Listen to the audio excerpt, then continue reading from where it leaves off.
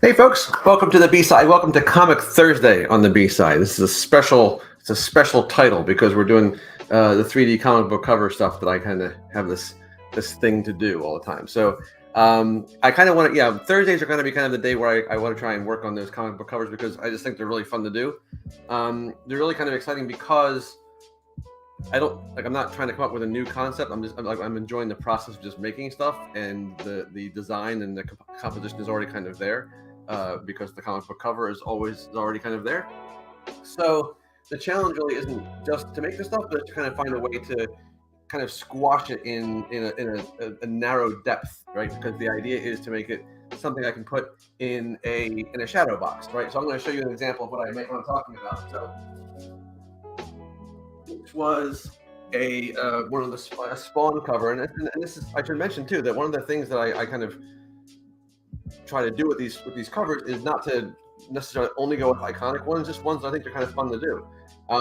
So this is a Spawn cover here that was, I think, Spawn 35. It wasn't an iconic one, I don't think, but I just thought it was kind of interesting. I thought it kind of had a lot of challenges in terms of like trying to get a lot of this stuff proportionally and perspective-wise, kind of like, squashed in a very narrow depth. So I had to kind of play around with like, angles and that kind of thing.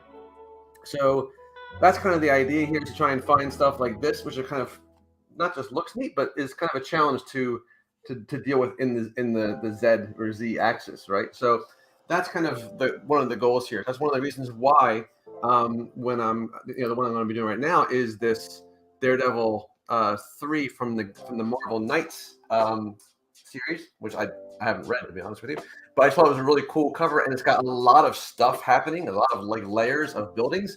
So this is this is kind of the goal here, is to kind of find a way to incorporate all of that. Now I'm going to put this back on my wall, so I'll be right back. But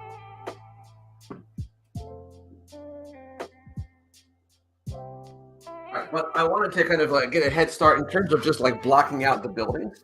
The cool thing about doing Daredevil is there's really not a lot to him in terms of the different, like, he doesn't have a whole lot of accessories really. He just kind of, he's just red, and he's got boots, I think, and he's got gloves. Got the horns and the double D, and that's pretty much it, right? So there's not a whole lot to worry about in terms of like creating a whole lot of parts to him, which is also one of the things that makes this particularly interesting and kind of like, exciting to do. Okay, so yeah, I was thinking about that same thing, Jamie. Am I going to print these ropes, or am I going to use string? I'm thinking maybe a combination, right? Like I might, like the ones that are kind of like wrapped around the cross and that kind of thing. Maybe I'll print those. But that's a good question. I will, to be honest with you, I'll probably end up going with using actual string, because I was thinking that before the stream. I was thinking, okay, so what would I use for that? Because it's going to be a matter of thickness, right? Like I couldn't use string probably, although actually actual string or kind of like somewhat thick string could probably work.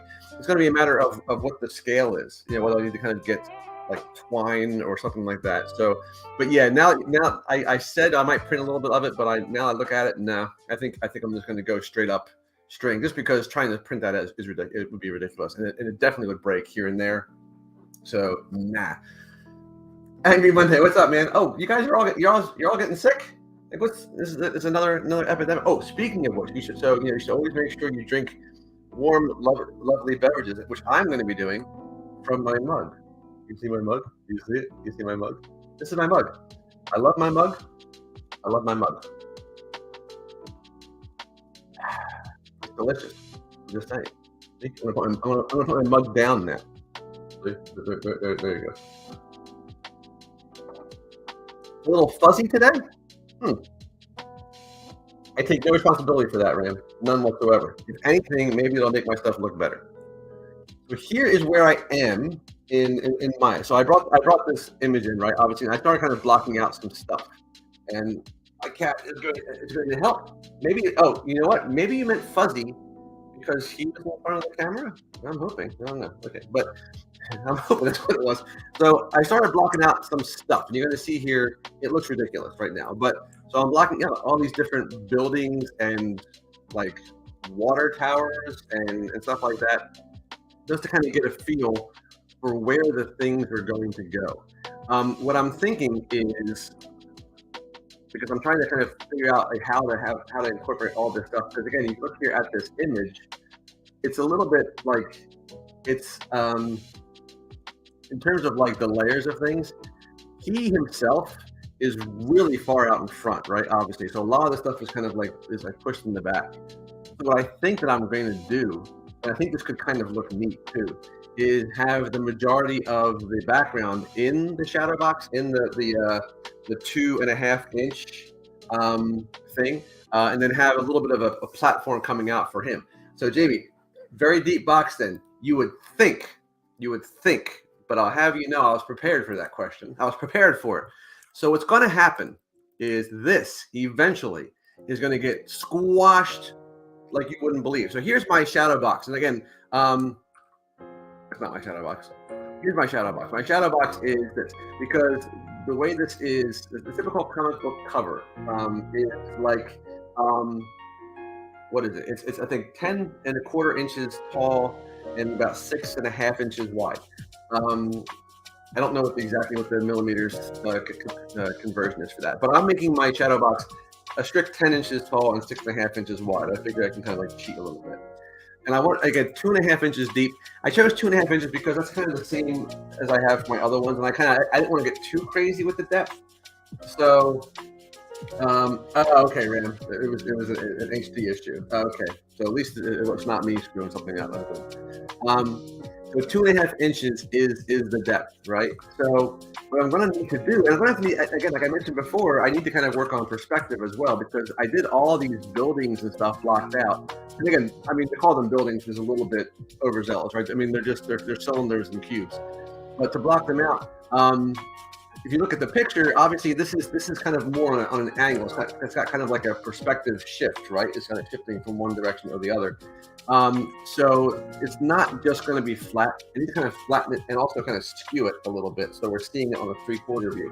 I didn't want to build them in the 3/4 view like that and kind of like skew them as I go, just because a lot of the buildings have several parts to them, and trying to skew them all is kind of crazy. So what I'm going to do is I'm going to actually, like, when I get the whole thing done, I'm just going to put a lattice on them, a lattice deformer, like you would see in ZBrush too, and skew it and squash it. So you can see here, this is kind of a version of that, right? Where basically it's all has been kind of crunched into about 2.5 inches of depth.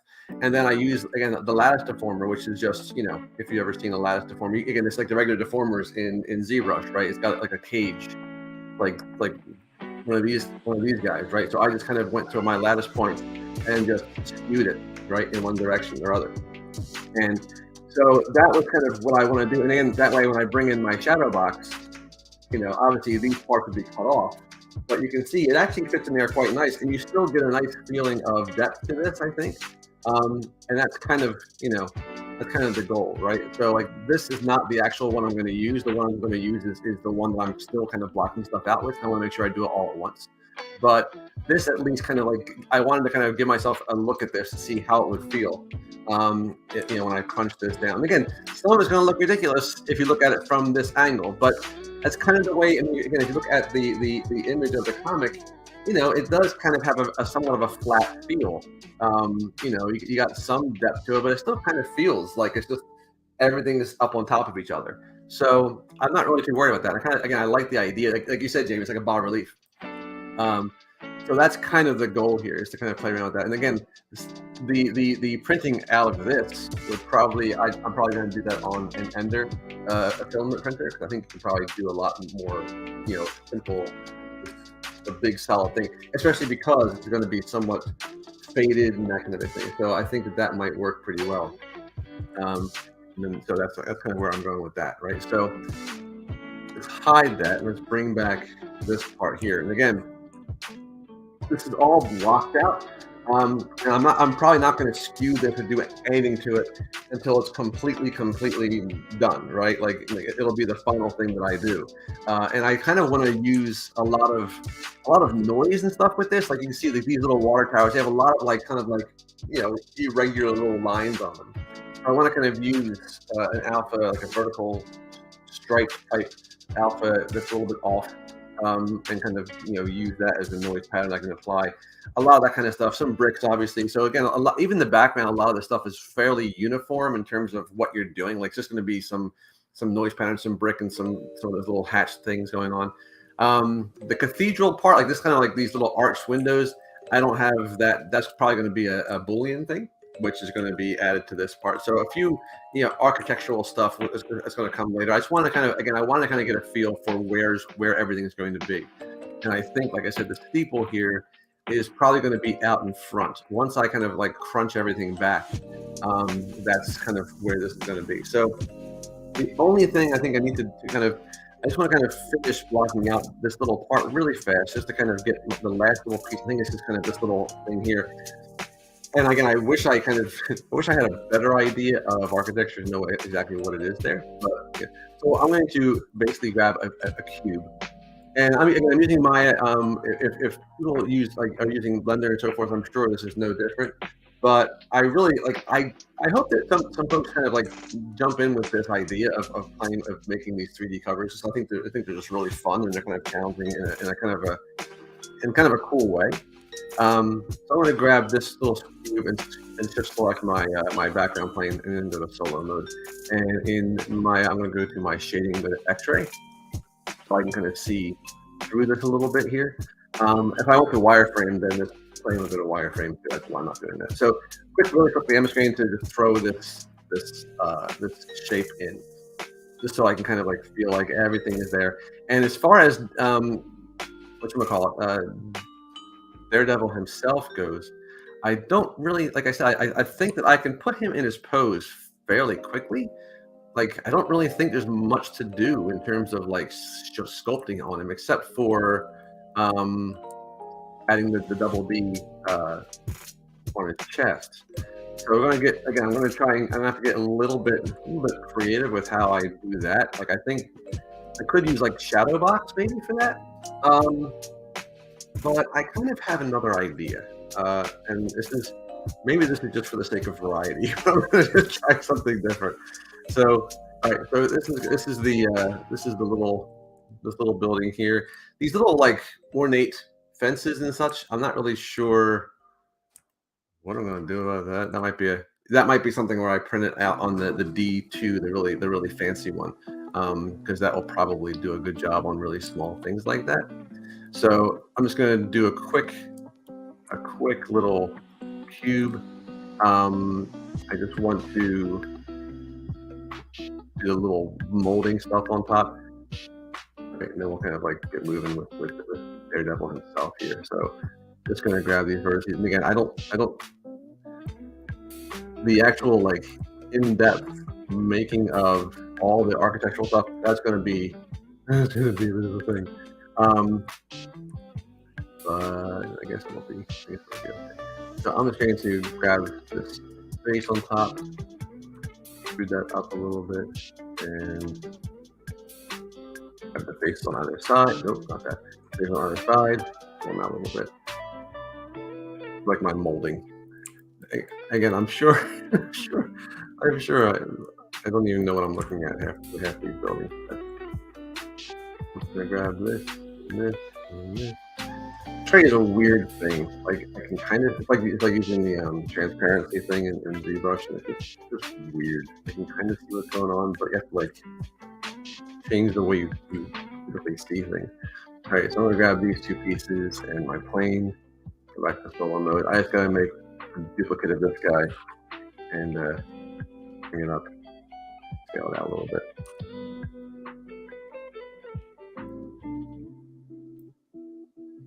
And again, I don't even know if that's what it is, but so much of this is kind of like barely noticeable in the background. I feel like I can get away with a lot of stuff there. All right, so I'm going to get out of my X-ray mode. Again, obviously I need to do all kinds of stuff like that, and that'll be kind of these little single parts. I think I might try and do might do them all individually. ZBrush, not all folks are watching, but that might be kind of understandable. Little exercise there. All right, so let's see where we are with everything else. All right, so this is kind of what I'm going for here.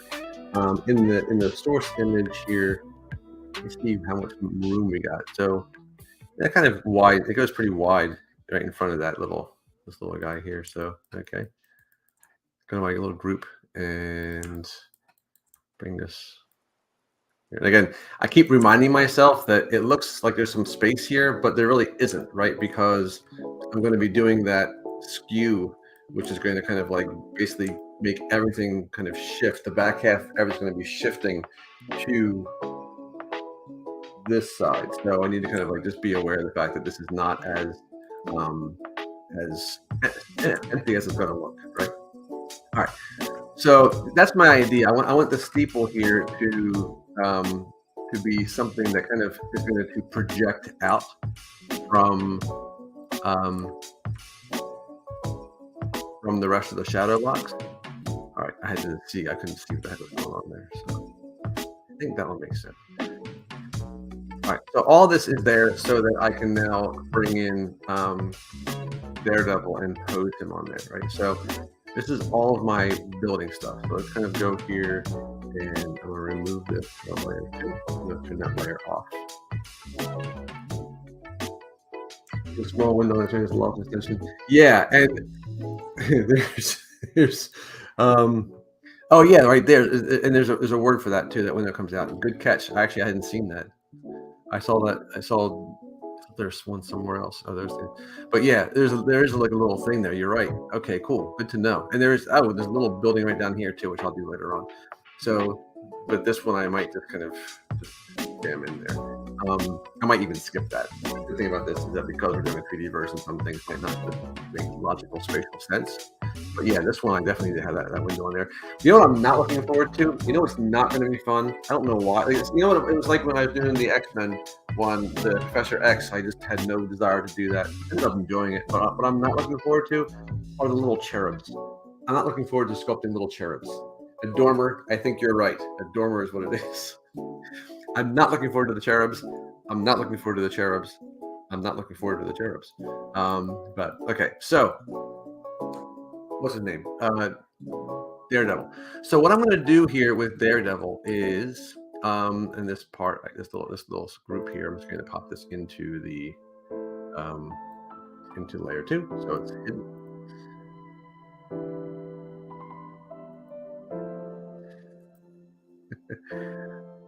You're still at work? It's 6:15. Dude, I'm usually asleep by now. The sun's down. I mean, what are we even doing awake right now? Oh, by the way, see, look, you brother, you see. My mug. Good stuff. All right. So what I'm going to use for Daredevil, and I don't know if this is a base mesh that comes with ZBrush. I just don't know. It's a Z tool. So it's not the male base that I'm using for the Jack of Hearts. That was a more of a muscular dude. But in my Z tool, I have some base meshes. Some that I'm sure I downloaded from like Gumroad and stuff like that. Oh, that's right. Rob did the tour of the studio. That's awesome. And now you're paying for it. Thanks a lot, Earl. Thanks a lot, man. So there's like this base mesh, like a stylized base mesh. I know that there are probably a bunch you can get, obviously on Gumroad or so forth. But there's a stylized base mesh, and I really kind of like this one. I just think that it's just a very basic, generic human body / face, and it's got all the facial stuff, but it's not overly muscular. Oh, wait, someone's coming for it. Someone's coming. Tony's here. What's up, man? Guess who's back in the mother? It's been way too long, man. I haven't seen you here for a while. I haven't seen you, period, for a long time. Happy New Year. I know. Like, oh my God, really, it has been that long, hasn't it? Yeah, man. Been a little bit hectic. Well, it's all good. I saw that you stuck that guy today? Yeah. I'm doing Bleed by Gopcap, one of my favorite artists. This illustration he posted a few days ago. See, this is that jacket. That's a substance. I'm going to see that in substance probably soon, because I can imagine you can do some seriously crazy cool Mayhaps, perhaps. We gonna see. No, wait, I who's don't this know. character? Hmm? Who's the character? Blade. So he did a younger, more hip version of Blade.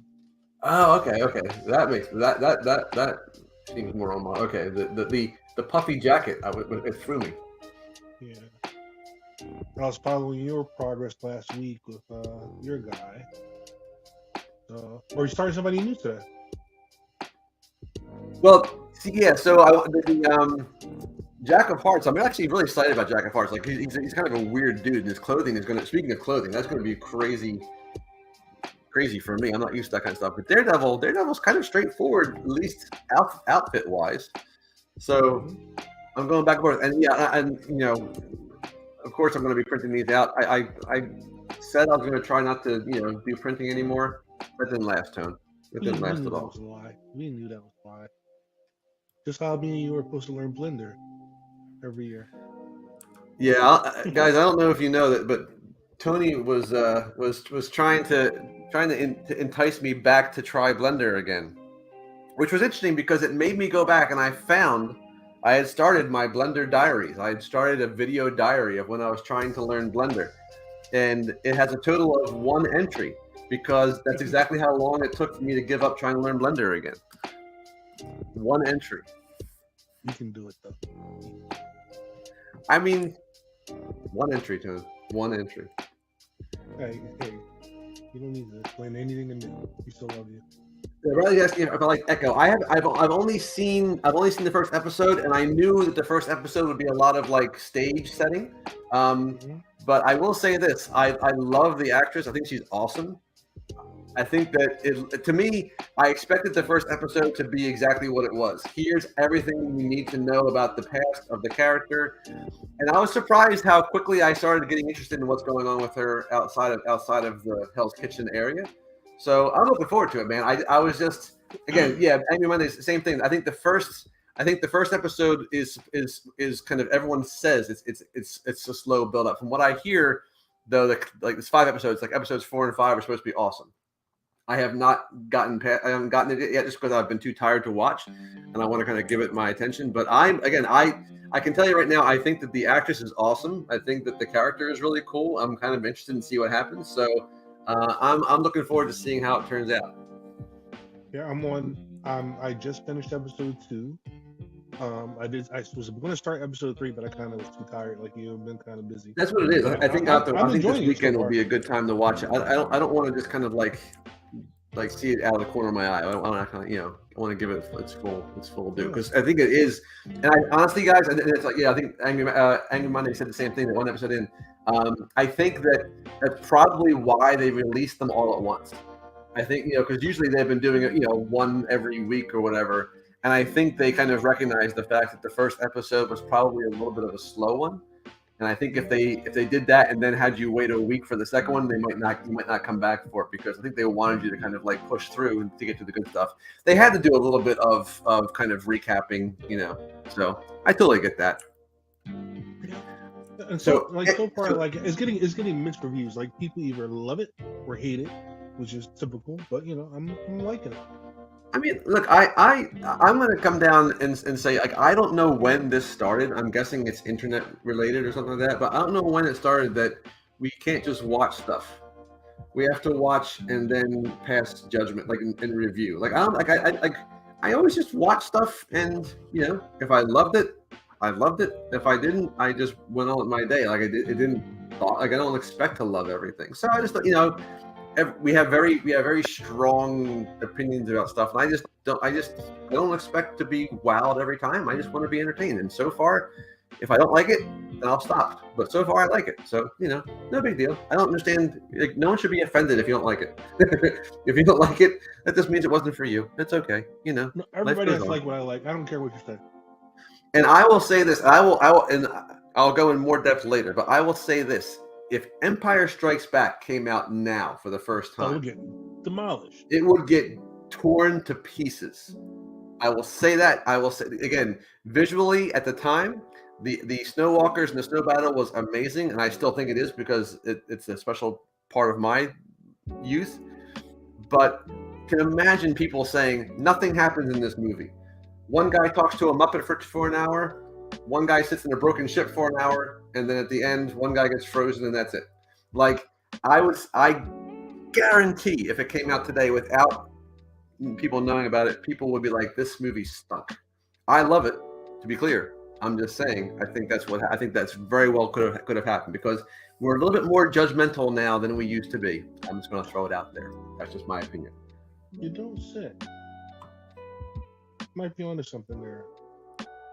Jamie, if you think that I'm going to go put myself through Blender for anything less than a cash prize, I have to think at some point they're going to be like, you know what, you're right, guys. We should probably do some pop-up menus that are easier. We should probably make a right-click menu that's more straightforward. We should probably make it so you can go to face mode without 5 clicks. That's all I'm saying. And if you're curious, folks, that one video in my Blender diary was about precisely that. I even demonstrated. I want to go grab a face and move it. In Blender, I had to do 6 things. In Maya, I had to do 1. I'm just saying, not saying Maya is better. I'm just saying when it comes to things that are fast, sometimes I hate to bring it to you, but I'm about to get your ass. I want to love Blender. I do. I want to. It's why I've tried to learn it 5 times. It just keeps fighting me, guys. It keeps fighting me. It won't let me love it. It's playing hard to get. And it's a shame, because every time, and Tony, you're the worst at this. You keep posting videos of awesome stuff from Blender, and I keep saying, God, why do I have to do? Because it does awesome stuff. And that's why this year is different. I'm tormented by this. All right, so what I'm going to do, Tony. Now, if you had to do Daredevil, okay, and you had to do the double D on his shirt, right? Because this is like the classic Daredevil with the double D on there. Mm-hmm. What would you do? How would you create the double D? So I think I have to go to like Maya for Blender. Tony, do you see my awesome mug? Do you see my mug? Yeah. And Okay. then I would do I would make you know how you can export an EPS maybe in like Illustrator or Photoshop? Yeah. Design it in there, extrude it out of Maya, and then you can like bisect it so it has deformable topology. Yep. And then I use that brush that you can like form it. Yeah, the matchmaker. Yeah, match mover. Yeah. I'm glad you said it, because that's what I'm going to do. I'm going to actually make the D in Illustrator, and then extrude it out in Maya. It's the easiest So, way. I mean, folks, if you haven't used Illustrator, this is what Illustrator is very cool for. Now, Jamie, you're right. 3text and ZBrush would of course definitely work. I have to find the right font, and I'm way too impatient to find the right font. I'm way too impatient. I mean, I'm sure it's there, but also this way I get to say I made the D. And I'm not going to lie, folks. Right? Like as up until about 30 minutes ago, I thought I was going to make both Ds, and then I realized I could just make one D and duplicate it. Tony, I'm not very smart. No, you're the smartest. I'm just not very bright. So I'm going to bring it in here. So yeah, so while Tony is working in Maya, you're going to see some Illustrator up in here. That's how we do it. All excitement, all the time. Always got to, yes, exactly. Just when you think it's going to be ZBrush, just when you think you're going to, Ram, I knew someone was going to say the double D thing. I knew someone was going to do it. I just didn't think it'd be you, Ram. I just didn't think it'd be you. That's like D. I could probably just type in D. You're probably right, but where's the fun? Where's the fun in that? I'm gonna use the pen tool, my old friend, the pen tool. Yeah, and then so I can make sure I get exactly the D. Yeah. This is the Daredevil logo. So wait, exactly this. And it'll be perfect. This is actually how I did You guys are terrible. This is what happens when you do things at night. This is actually how I did the Spawn title, the Spawn letters and stuff for the Spawn comic book cover stuff. Illustrator.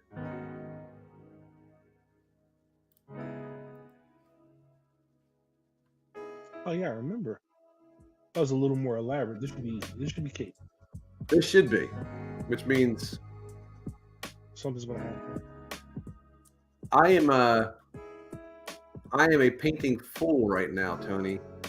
Yeah, I saw it. Magneto is finished, and now Cyclops is just about finished, painting wise, on the 3D on the X-Men I tagged cover. Jim Lee and Marvel on your Instagram post, and hope Very excited to see. that'll be your And favorite I'm still anticipating that someone somewhere will just kind of like show up and tell me how to make the force field around Magneto. I'm sure that someone's just going to kind of like show up on my door with, you know, the perfect solution to that. You know, I was actually thinking about that. You might go with some, because you're back on your resin printer, right? Some I clear mean, resin. I don't want to rock the boat with the resin. Fair enough. No, but the problem is, it's like given the scale of it, the bubble, the force field bubble, probably has to be about like almost 8.5 to 9 inches tall. So it's like 9 inches tall by like, you know, probably 5-6 inches wide. It's a pretty large. It's about an eighth of a basketball sphere, plus a little bit longer. So here's the question I haven't asked you yet. Once this is all printed out and done, where the hell are you going to put it? Well, it will be. If the actual cover, I think, is like 26 inches wide. I'm making it a 24. I'm narrowing it down by 4%. I'm making it a 24-inch wide thing, so it'll fit. It'll fit comfortably on the bookshelf behind me. And so your cat gets put. The cat can't get to that one. I mean, they'll figure it out. They'll figure out a way. I know I'll come back out here and they'll have like, you know, they'll rappelling down from the ceiling or something like that. But theoretically, it should be safe. James has hot glue on a metal ball.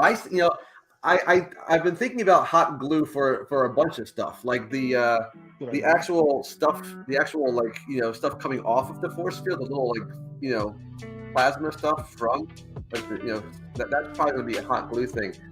What I'm thinking, it's one of the things where I've bought this now, and I don't know if it's going to actually work. But what I'm thinking is that maybe I have a very thick, not very thick, but a fairly thick vinyl roll, like you would use for kind of like a visor. So it's kind of a big roll. It's probably about like 3 or 4 millimeters thick. So it's pretty heavy. And if I cut it in the shape I need, that I can kind of like almost round it off, fold it off. That's my plan. So what I did was I got a basketball. And I learned this, I think, from watching cosplayers. You know how like they'll do that thing where they kind of like they'll use painting tape and they'll kind of like basically just make a pattern by just by putting like a bunch of tape on something in the shape of what they need, and then taking that whole thing of tape off and kind of like tracing around it. So I did that on a basketball to get the curvature I needed, and then be able to flatten it out. So I'm trying that. But yes, keep the ideas coming, Jamie. That's a good idea, because doing something like that where it can be, I don't want to paint it so it doesn't need to be transparent. I kind of like the idea of it being transparent so that maybe some of the background might show through. But yeah, I was going to say, if your wife has a hair dryer, that same vellum or transparent sheet you have, melt that over like some kind of bowling ball. Yeah, and that's what I like. That's what I'm sure. Like again, I'm sure like cosplayers, this is something they could do in their sleep. You know what I mean? I'm sure that there is a solution like that. But yes, like you said, vellum or something kind of like you can kind of like just paint over a surface that is exactly what I need. So that's a good idea too. Yeah, like the hot glue stuff is a good idea for. I might use the hot glue for Iceman's ramp, or I might carve that out of foam. I'm saying this stuff like I know what I'm talking about, and again, I've never done any of this stuff ever. So hey, that's the fun part. You experiment, see what works. really curious to see how I'm going to balance Beast. Beast is like all on one arm, like he's on the front arm, and he's kind of heavy. I have to drill deep down into the base for that. Okay, so we got our D here. That'll work.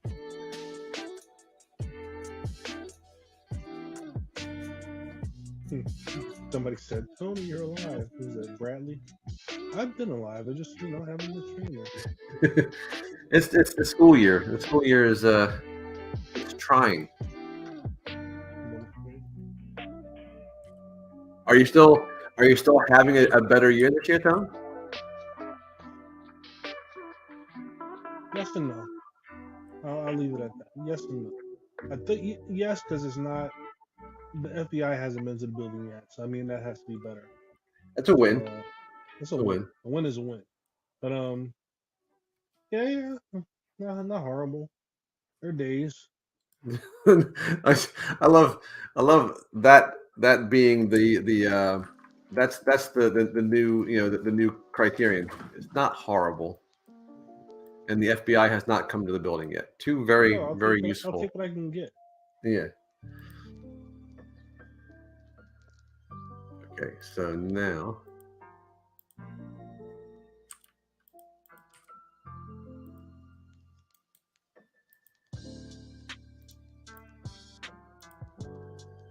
So now I should be able to save this out. So if you're doing this, folks, I don't know if this is still the case, but if you have a picture, an image in Illustrator, and you want to use it, for example, in Maya, I think you still need to save it out as an older version of Illustrator for it to work, like Series 8. So I'm going to go here to File and go to Save As, and I think I'm going to save this as the DREF. And when you save it, and you get asked you what version you want to save it as, I want to save it as Illustrator 8. I seem to remember that being the one that that Maya likes. You take it as an SVG. I don't even know. I know that there is such a thing as an SVG. I don't know if that's what Illustrator automatically does. Is that what it is, or SVG will work. EPS is a format. SVG is a format. I don't do that kind of stuff all the time, so I use, I think, an SVG. I think when I was making the B-side logo for something, I think that's probably what I was using it for. Yeah, so you can do that. I'm actually not going to do it because I'm not really actually using. Oh, Zero Speak SVG. Oh, okay. Yeah, I'm not even really using the actual Illustrator image. Honestly, I'm using the curves. So I save that out. Now if I go into Maya, I can, and I'm going to go here to. I'm just going to save this scene. I'm just going to make a new scene just so I don't have to worry about some flashbacks to my days where I thought I was going to be a graphic designer in college. I used to use freehand, not Illustrator. Freehand? Freehand. Is that what it was called? Freehand was the predecessor to Illustrator before Adobe bought. I think if I remember correctly, Adobe bought Freehand, and then that turned into Illustrator. This is old timey stuff, guys. Hey, Judith. Hey, Zojitsu. How you doing, man? EPS works well. Okay, yeah. So that's good to know because I haven't really tried that pipeline from one to the other. If I go here to Maya, I can go to Create and go to Adobe Illustrator Object, and you can decide whether you want to bring it in as curves, right, or as an extruded mesh. If I recall correctly, it's been a little while.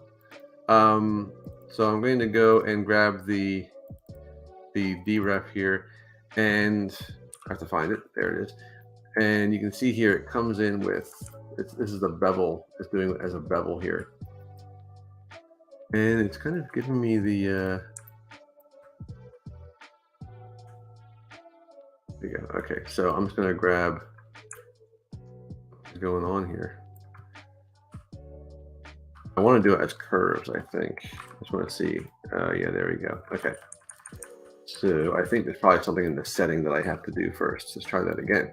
Create Adobe Illustrator Object. Go to my option box and choose curves. Okay. It does a better job at that, I think. All right. So now I should be able to. Can I loft these two curves? Is that going to work? Loft? Yeah, kind of. Not really. Tone.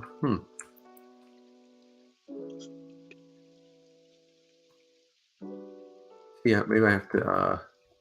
Oh, geez.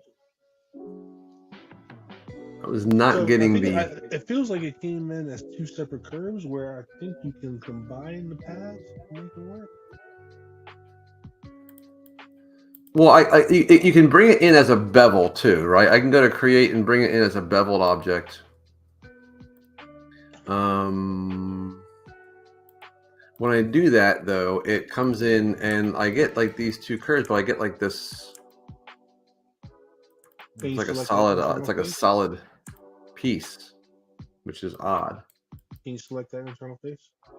No, it's literally just this. No, I mean, can you Like, like select it and delete it and just connect the? oh yeah, let me see if I can grab the actual in between here.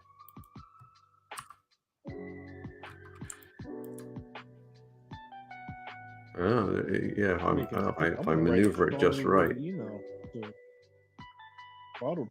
Jeez.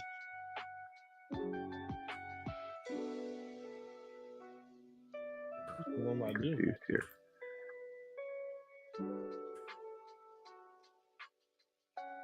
Look at that. That's so weird. Okay. I have a plan. What does Mike Tyson say? Everybody has a plan. So they get smacked in the face. So it is geometry. Oh, you know what I think too? Okay, so I think. Yeah, what's up, Gus? Yeah, I was going to say that. I was going to maybe convert it to polys and then get rid of that because that might work. The problem was, this already came in as a poly, but that weird lofting thing. That's my next plan.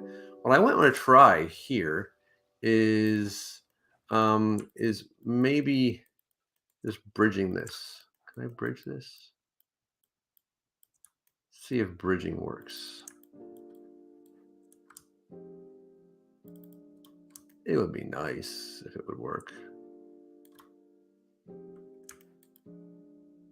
It's not going to do that. It's not going to do it. I thought it was a good plan. It really did. I had high hopes. Yeah, it can't all be winners. Well, let's bring back our curves. Okay, let's bring back the curves here. I'm sure this is going to work just fine. So let's bring back my here surfaces planar. Okay, that works just fine. I chose loft. I was supposed to have chosen planar, I'm guessing. Now I'll convert it to polys.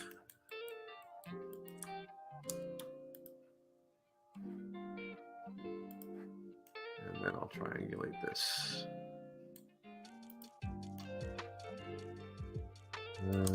Shift triangulate.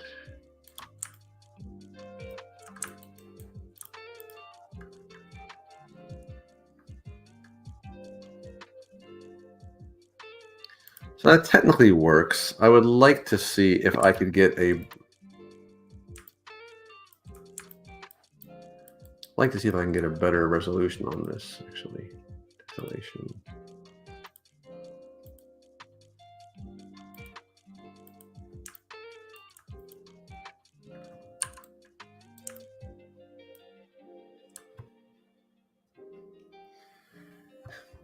See, now Gus is suggesting there is a way to do that in Blender. See, Gus, that's how you know Gus was a little bit late to the stream. You missed me doing a little hint of a I don't want to say a rant. It was not a rant. It was an impassioned plea to Blender to get its stuff together and make it easier for people like me.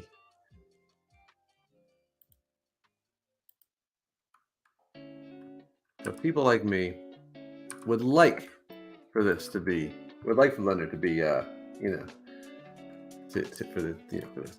Now, With all due respect to the blender, guys. What's that, Tom? With all due respect to the blender, folks. You know what's going to happen is that I'm going to go through all this trouble for this freaking D, and then I got a feeling the font's right in there. yeah, it's probably right in there. But or I could just use the darn quad draw tool like you're doing, and just or the create polygon tool, and just make it. Here's one thing I want to know. I want to understand why Maya has this quadrangulate option, and it doesn't quadrangulate anything. I've never seen it quadrangulate anything ever. I hit quadrangulate, and you would think it would just kind of give it, quads. I think you have there's settings you gotta adjust. So it doesn't automatically quadrangulate. It just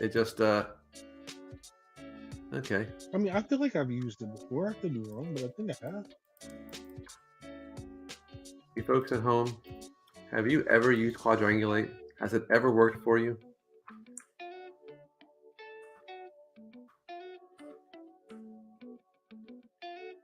This is one of those things now where I'm not gonna look for another technique because I'm determined to make this work. I'm not gonna let it beat me. I love it. I'll show you. This is just I'm in full on I'm a cranky old man and I refuse to learn new things mode. Now get off my lawn.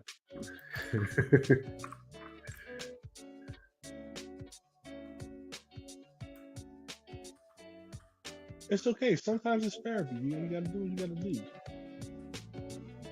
Quadrangulate works sometimes, and you're right. Maybe I'm just missing settings and stuff like that. I may have to go in there and play around with the settings. Every time I hit quadrangulate, it shows up in the object's history like it has been quadrangulated, and yet there's nothing in what I see to imply that quadrangulation has occurred. Just to piss you off, huh? It's just like it's just gaslighting me. It's like we quadrangulate it. Yeah. You're gonna believe us or your lying eyes.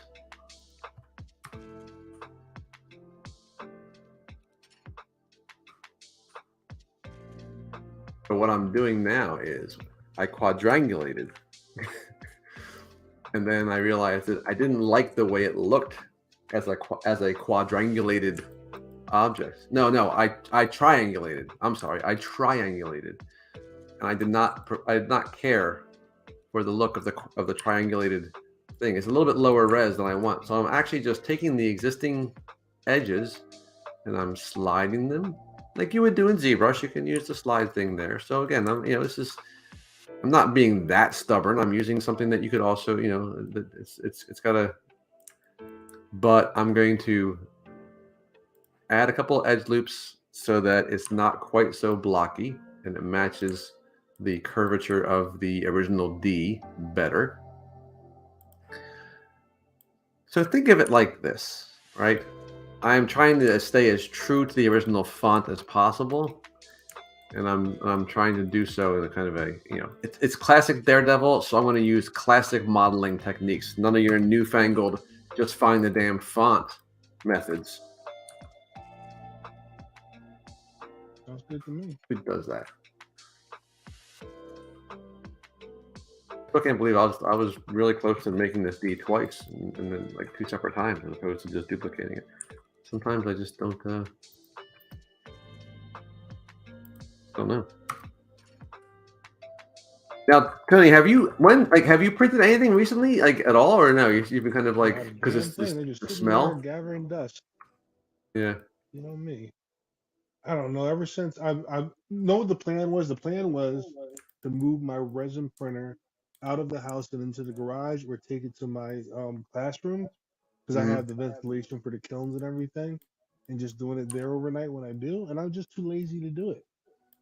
So it's just sitting there, hundreds and hundreds of dollars in printers and materials, just going to waste. I just gotten to the point where I feel like I need to print it, like to kind of give myself the motivation to finish stuff, because what it comes down to. This is, folks. We're gonna, when we annotate this is gonna be the whining artist portion. I feel like when I post stuff like on Instagram, or whatever, like I don't, you don't necessarily get the engagement that you might like want in terms of, people seeing it. I will tell you So this. My students sometimes they see me making stuff while they work, and they're like, "I'm sure you're gonna print that," and I'm like, "Sure, I will." And I never do. I might do it for some of the good kids who are curious about this stuff. The good ones. what this really, what printing does is it kind of takes away the feeling that I need to post stuff in order for it to feel like it was, like worth it. Because that's a horrible thing. Like before the internet, before this became a thing, back again, I'm an old person. I used to do my little animated shorts and stuff, and I used to I put them on Vimeo just so I had a place to see them, but no one ever watched them. I never thought twice about it because I didn't do it for that. And I think that there's kind of like this knee-jerk tendency, which I myself am very guilty of as well, now to kind of like think that if you don't get like interaction and engagement, then it's like kind of a like what's the point? And it's not necessarily a healthy way to go about doing this. I stopped caring a long time ago. See, I mean, I will say that I don't care, but I do. I do. I mean, part of doing art, I think, is the excitement of feeling like like you've made a contribution to a dialogue or a community, what have you, that people like stuff. I guess maybe. And if I don't get that, and again, I'm not, I'm not the person people are going to like, oh, Groatman has something new out today. No one says that ever, which is fine. That way, I think, but the 3D printing is kind of like a way of making it, like, I don't know. It's not about that. It's about, I can see it now and it looks, looks like a thing. That's exciting. That's kind of like I think a way of like making the lack of any kind of like public, whatever. Acknowledgement. Yeah. I mean, again, I'm not saying like I said, this is not a boohoo thing. Like, like but I think it's just one of those things where you kind of internalize that after a while. You wonder, like, you start to kind of like not love the stuff that you do sometimes because you're just thinking, well, no one cares, and that's not true. Because again, even when when you do get likes, it's a short-lived thing because there's always something new coming out. That's just the way it is. But I think this, the more the comparative permanence of a print, I don't know, it just kind of makes it feel a little bit less over so quickly, because that's what it is, right? When you're finally done something, you post a picture and then you're like, oh, okay, I'm done now. But if you're kind of sculpting, I mean, if you're like printing it out and then painting it and all that kind of stuff, then the cool part about that is the end result is not something that is and it's over because you posted it. It's over because you have it. So I think that you take that kind of power away from the public response or lack thereof to kind of determine how you feel about it. I should have a talk show. This feels like, Good. You just Dr. Phil this over here. Like it. Oh, thanks, Jamie. I'm literally 2 faces away from being done. He's like, I found the font.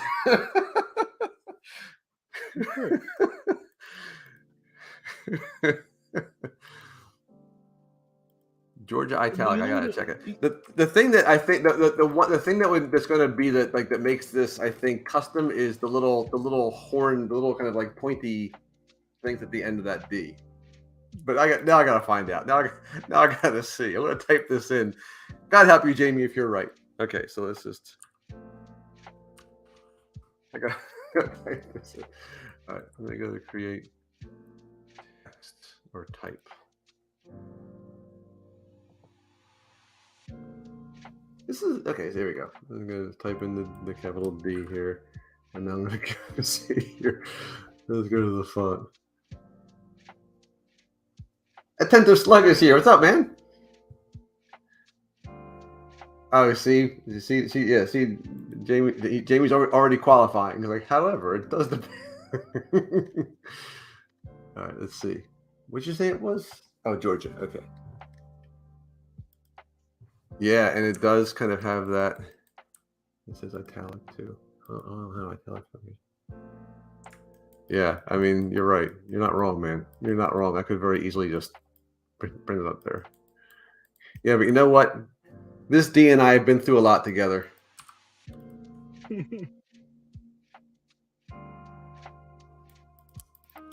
There are many other D's, but this is mine. What's that from This Full is Metal Jacket?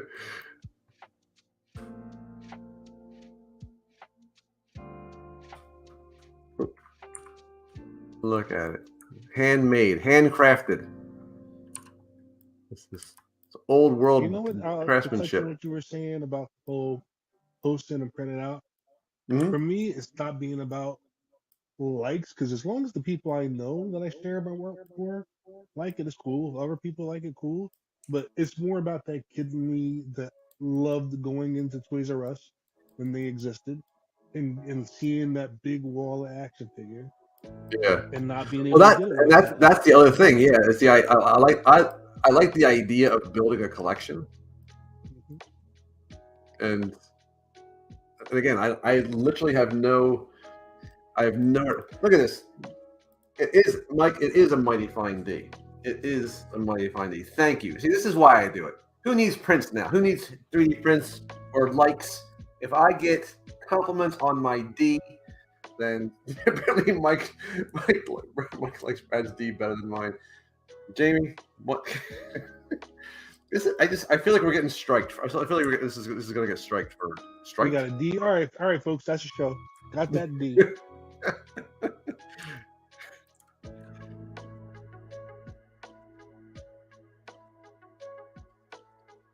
Look at that. Beautiful. The I wait which this is what this is what I hope. I want to start. I want this to be a thing. I want the other super friends to choose a comic book cover and do one. That's what I want. I want to feel like I've started a trend. Because as soon as I started doing this, I started seeing them being done. I mean, that's how it works, right? Hmm.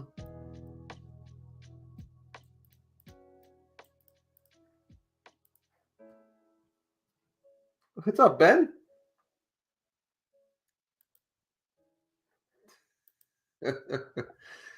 Likely story, Mike. By the way, Mike has finished the long, drawn out Lion-O piece. Dude, Almost. I mean, Mike, yeah, I haven't gotten to talk to him about that, but man, he took that thing to another level in substance. Guys, if you haven't seen Mike's Lino, my God. And Mike, you can print that at some point. I feel like an evangelist. I'm trying to get everyone to print just because, We're all scared now. I know. I told everyone like horror stories of what happens to you when you print. Now, like, come on, guys, it's fun. Now your turn. You have insurance, right?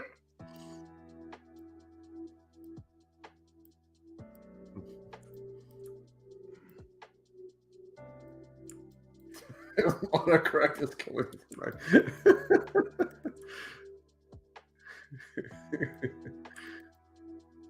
That's not autocorrect. That's just Mike. God, yeah, he's having autocorrect issues. Did you see that thing with that? Wait, I know we were talking about it in the group chat, but Wacom flipped up and posted art from an AI to Yeah, advertise. yeah. Oh boy, oh boy. It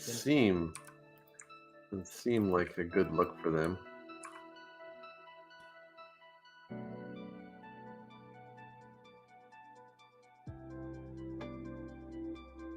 Full disclosure, I've still been playing with Midjourney just to crank out, get Well, some again, examples, and I think references. that again, like everything else, in the world, it depends on what it's being used for. Like I love playing around with Midjourney just to get ideas, like especially for things like armor and Hmm. tech, like mech stuff. Like I have no talent for coming up I with can't think. No, I can't can't think of it. imagine the kind of like armor stuff that I see people do. Oh, Mario Cat. the hard surface details. Hi, Mario Cat. You see, Yeah, Mike, Mario you Cat. wrote Mario Cat with one T. I still, and I haven't gotten to prove this yet, guys, but whenever Mario Cat says hi, I've convinced that it's only recently that there are two T's in Mario Cat. I don't remember there ever being two T's in the past. Now, I have not gone back and checked the previous streams because my laziness is overcoming my determination. But I still think that the second T is a recent development. I feel like I'm a conspiracy theorist. Okay, Cat Williams. No, I think that's I don't think that was there before. It is the Mandela effect. Wait, is it the Mandela effect or Mandela effect? I think autocorrect is killing him.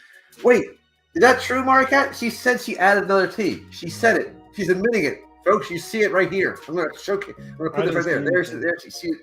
Either she's lying to me just to kind of mess with my head, or I am right. Totally possible.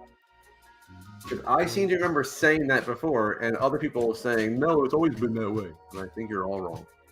Thank you, Mario Cat.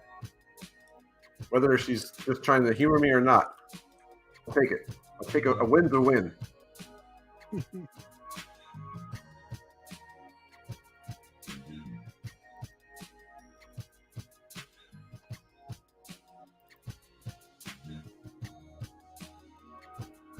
All right. Probably best not to think about how much time of the stream I spent making the D.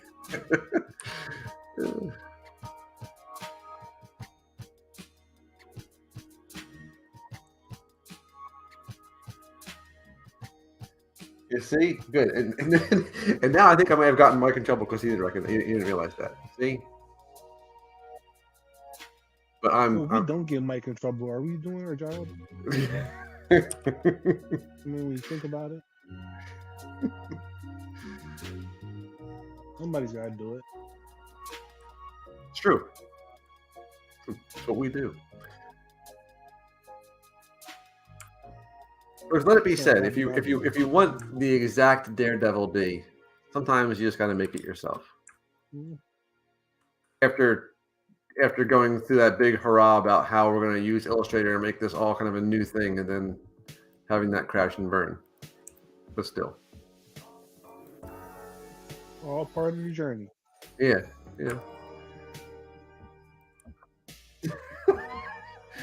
Mike says, "Why don't you want me to be happy?" Mike, you don't realize it, but again, we're kind of like we're helping your professional career because you know how spite and anger fuels your creativity.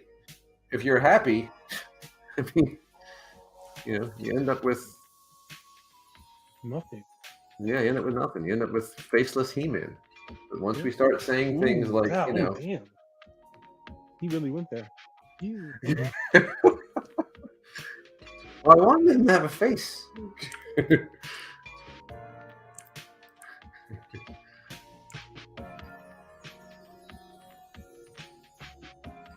It's all love. Now, okay, so too soon. It's true that it's true. The true artist is never happy. I don't know. The question is that the cause of the effect, right? Like, am I never going to be happy because I'm never going to be good enough to be happy, or do I just keep, or do I do stuff because I'm convinced that at some point I will be happy? I don't know, Tom. Welcome to B-side therapy session. This show's all about, really. We can all use that. I am going to call this the Double D's. No, that's my show.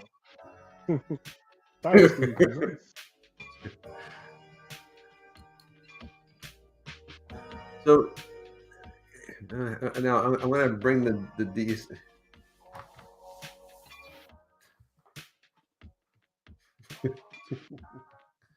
Now I am depressed. Yes. See? This should be like kind of like, become an artist in 1 hour, and we'll just find a way to make everyone really miserable, and we will have succeeded.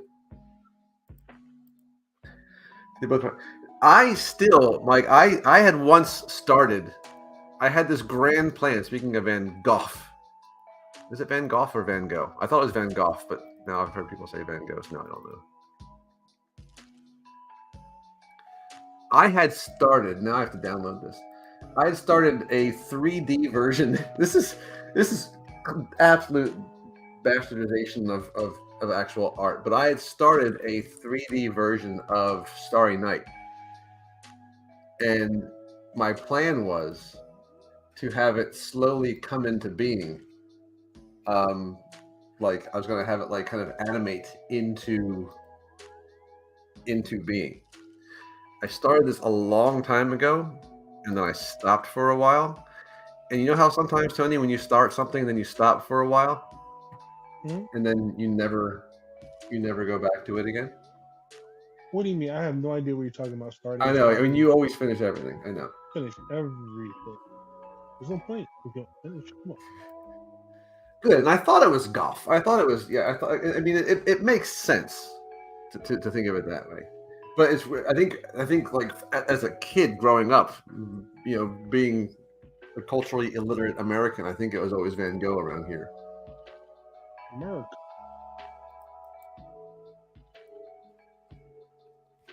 Speaking of being culturally illiterate Americans, just so you know, and I need to understand why this is. Those of you like in the UK, for example, who understand how tea is supposed to be made and drunk, I understand that if you're in a hurry and you microwave water, like you're committing a crime against Ooh, they don't like nature. that.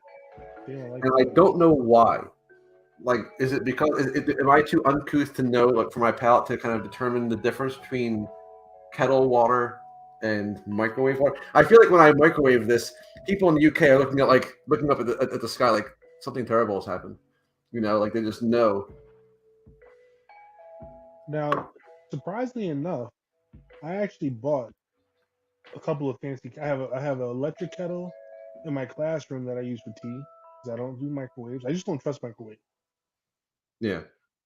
And I have a really fancy kettle that has like 8 different temperature settings at home for tea and hot water. And there's a difference. Is there? I think the temperature matters too with certain teas like green teas and black teas. I was raised by They're wolves, fancy. like wolves who microwave their water. Not an animal. What not an animal. I think I'm just not patient in boiling water. It takes some time. It takes too much time. It's too much time for me. And that's why you will never reach nirvana. That's yeah, and that's why if I were to go to the UK, I'd probably be run out on a rail. Mm-hmm. Because I have a feeling that they wouldn't want that. Wouldn't tolerate that foolishness. I can't spell anything tonight.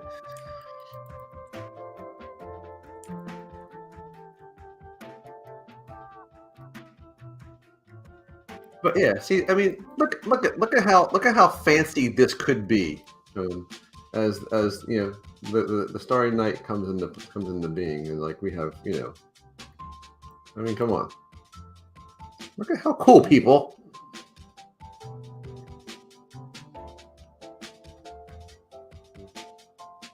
So I'm about to be a party pooper. What you just spent all that time doing in 3D? Yeah. After Effects.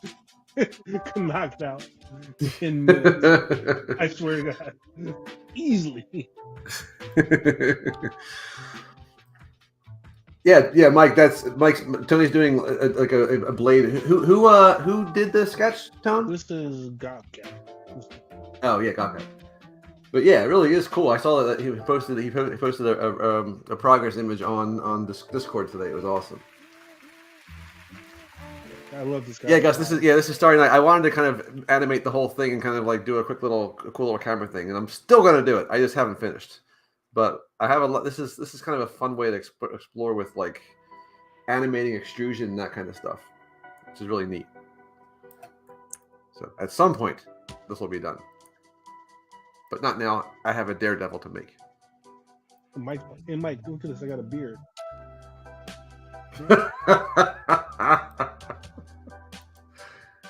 Inside joke, though. Thanks, Ben. I'm gonna say So I went and had this custom. I did a custom thing online. I'm a big fan of this logo. I'm very happy with this logo. I think it's cool and retro, so I had to do it. But there is a shirt now in the store with the B-side. Not that you have to buy one, but it's a cool logo. No one needs to know what it's for. They don't even know it's part of me. It's just a cool thing. If someone asks, just say, "You don't know," and then walk away, as if they should know better. You make a lot of friends that way. The sales pitch of the century. So the geometry is, I believe, I'm going back to starting it now because this is actually really fun. These are NURBS, and they are extruded. They are basically I think I have to show curves. Yeah.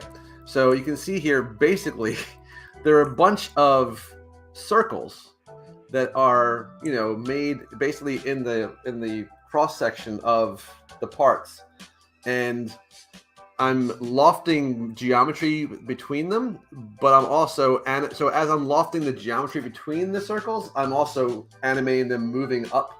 So usually, if you loft something between two curves, right, it just goes from one to the other. But instead of if I did that, it would just kind of happen. But if I loft it and then move the circles as it's lofting, it kind of like builds itself up, right? So that's what's happening here. Don't look at this from the side. This is like when you project noise in ZBrush. Don't look at it from the side. Not a good idea. But from the front, it's fine. I'm just projecting this texture. And that's another thing I'm doing. My texture is a projection so that it kind of like it doesn't move with the objects. It kind of like the object grows into the texture. So that's that. And I think and this are these NURBS too? Yeah, these are NURBS too. So this is wait. Is it a NURB? No, I think this is polygon. Is this polygon? Yeah, it's a NURB. So this is actually extruded, and this is just, I think, just a shape extruded along a curve, and then you can animate the extrusion along that curve. So it's really kind of fun.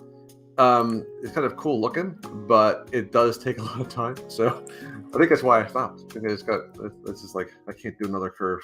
So, but one day I will. I'm not sure how much more there is. I know he has an entire town down there, so that might be a bit of a thing. All right.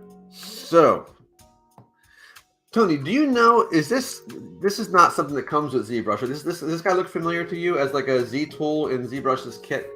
Because I don't know if I had downloaded this from somewhere or not.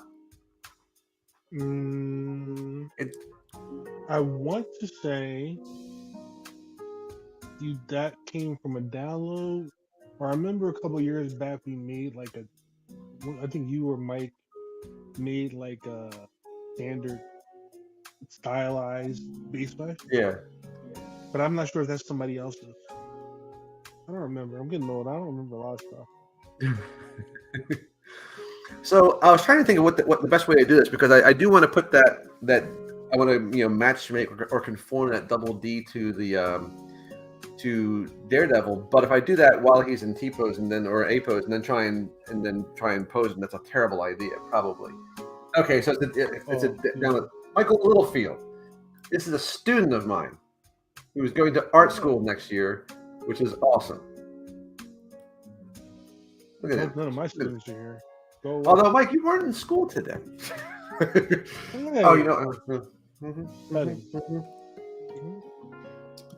Oh, that's okay. We're the stream's going to have them bounce back.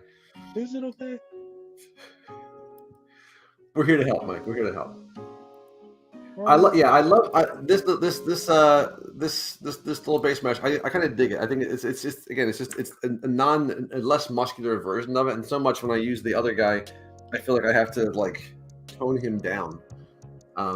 So I'm just gonna. I think I'm gonna pose my dude, and then project the double D to the pose version, because I think that makes the most sense. So maybe happy for you, I can toss them your way if you want. The last couple of models I made them for animation. Are you saying like they have the Tony Gore topology? Yeah, they're all everything. even this that I'm working on now is all topoed out, homie. Look at this. This is Did you this is it. retopologize? Did you top of that whole guy? Yeah, for lunch. Yeah, Jamie mentioned the body really function too, and I remember that I remember like when that feature first came out. I think it was Pavlovich who was doing like he was doing all kinds of stuff in bas relief, and it was like this awesome thing. And I was like, it was one of those things where it looked awesome, and I would never know how to actually do it, or ever, I could never think of any time I would do it unless I was making a coin. But yeah, like I want to find out because like things like this for comic book stuff, so you'd be able to do that might be kind of a cool thing. Yeah, Tony's Topo game is bonkers. I mean, again, that's one of those things. Like I think it's one of those things where I think with me doing a rig and you doing Topo, that's stuff that like we've probably done so much that we can just knock it out over lunch. But So, Tony needs to do. Tony, you need to do a video. You need to, for me, not showing us how to do X Gen. We're done with that. We're done. I think that we know that that's one of those things that we'll just never get. But I need to see the actual process of retopoing a face, because whenever I try and do that, I start out and I feel okay, this makes sense, and then like 20 minutes later, I'm like, it's a 7-sided face, but it's fine. Like I don't, you know what I mean? Like there's always a part where I feel like I need everything feels right, and then I have to add like 7 loops around the nose just to get it to look like a nose, and I don't. It drives me nuts. it's all about changing directions and blame. So this That would Silver be. Surfer. Now, where'd you render that? What's that rendered in? This is Is that rendered Arnold? in. This is straight out of Substance Painter from Oh Iray. man, Iray's not bad. Yeah, for what I needed to be. This is for Iray. But I was gonna say that Silver Surfer is all ready for animation. This Gambit is ready for animation. I got. Now is he still? Do you have a bind pose version of him? Yeah, like 8 posts. Yeah. But I gotta redo the jacket, and this guy's not. I just didn't post. But I did this one yesterday and the day before. Now, what is that guy from? It's from an anime called Baki. Oh, okay. Baki the Grappler. Like says, I keep mad and guns on the bottoms of my feet. That's where they belong with the fungus. Well, that's that's why when I do Topo, like I'll always leave things like the mouth bag unclosed, so that I don't care how the edges flow; like they just go wherever they want. Well, this I put a little box inside the lip, so when I want to extrude it, I can just do it later. But it's there. But then with her nose, Okay. everything just changes plane. So like, here's a star, and here's a star where it changed. But this whole thing, like, if I go for edges, that's a loop there, right? And it just goes around, circle, around the eyes, circle, around So the jaw, remember that thing about making the video, Tone? around mouth loop, easy. I mean, especially for me because I'm kind of ashamed to say this, but like virtually every character that I animate now, like in my little short, like the Dungeons and Dragons short that I'm making, like all the characters, they are all topologically awful. Like they are straight up Z remesh, and that's not an animate. It's not really an animation topology. It's fine, but it's not an animation topology. Ugh. Oh, we got a question here. Okay. I like to project the texture from photos onto the head of a medical model. Is it easy to fix the overlap of the photos on all sides of the head, or should I just paint the texture?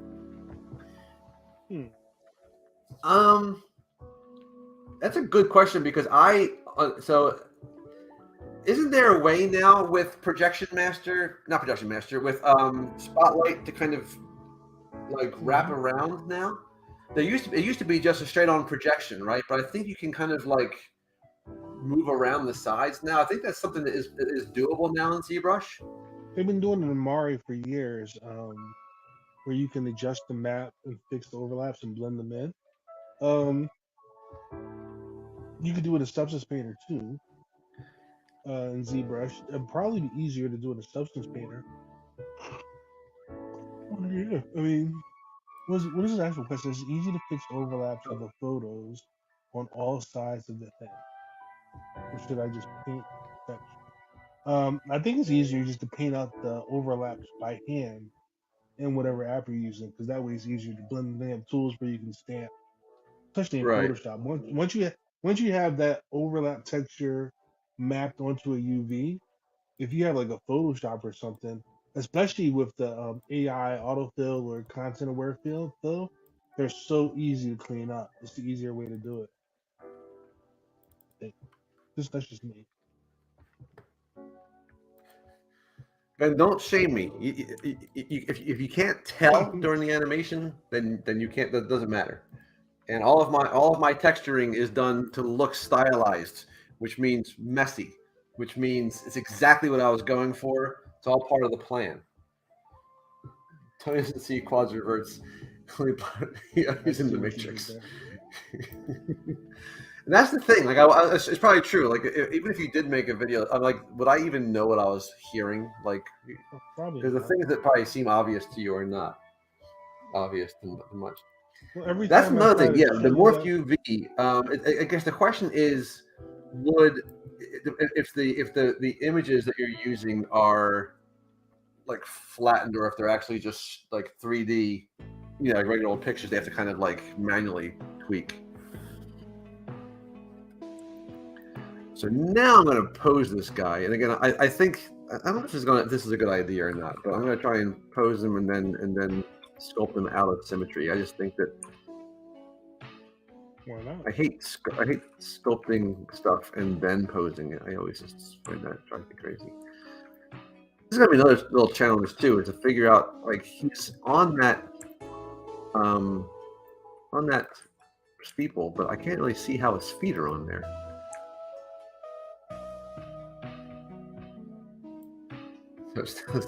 NPR. Stylized I think stylized now when you say that, people just know, just like, oh, I see, he's not doing anything. He's not really doing anything fancy. Well, he's just controlling himself, and they just kind of like pity you. Whenever one of my students says it's stylized, I say start over. Like, we all know what that means. It means that you're not doing it right. And that's me, stylized. No, I won't say that. I would say, I always tell my guys, you have to have a basis or a foundation before you can start to stylize anything. If you Oh have a yeah, good yeah. foundation, It's there's exactly no right. that's You have to know. It's like, first, like with anatomy, for example, you have to know enough to know how to, which I don't, by the way. I'm not doing anything I do. I did see Daniel Bell's Batgirl, and again, it's just such a cool pose. He always has such cool poses on this stuff. He's such a beast. I know we say it all the time. God damn. Mike, I have to ask Mike. I know he got his tweeter head trap jaw. I don't know if he unboxed it yet. Kind of want to see it. Daniel Bell is another one where if you ever go and look at his stuff and you look at something like the boots or the gloves or the little details on the uniform, I don't know how to think like that. I always have to ape somebody else's style when it comes to those little details. He just Yeah, does it. that's exactly what I do. I ape, like, I'll find someone's. Yeah, I mean, always. That does it right, and I'll be like, I'll steal their magic. I don't know how. Yeah, I mean, I'm not. I'm not, very well versed in military type footwear, so I'm kind of, stuck. No. Mike, you make room for that trap jaw. You have to make room for that trap jaw. This guy, this is not a good look right now. He's getting real friendly with this steeple.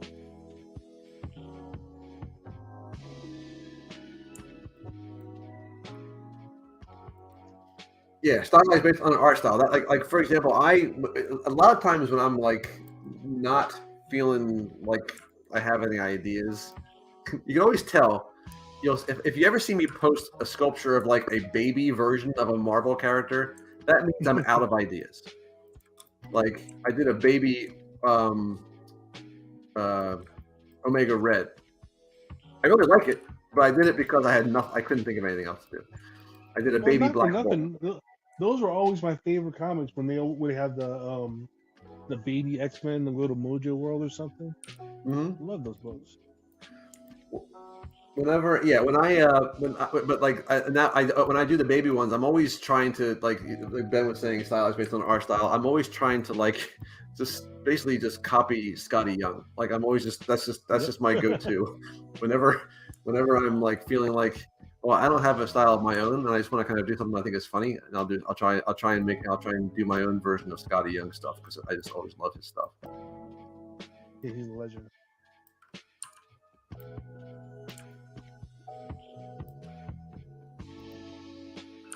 Now, if you're wondering, folks, if you saw on Sunday when I started doing, what's his name? Oh, Jack of Hearts. You realize that he was already posed before I started, and there's a reason for that. It's because posing is probably not fun to watch, and I apologize in advance. But and I can already tell that there's going to be some proportion changing with this guy.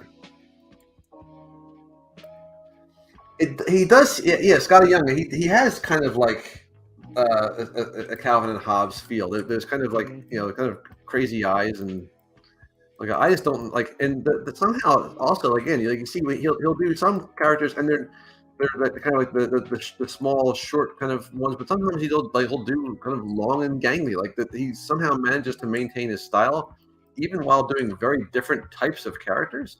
And different types of shapes. Like it's not like the same shape just over and over again, which is just really kind of impressive to me.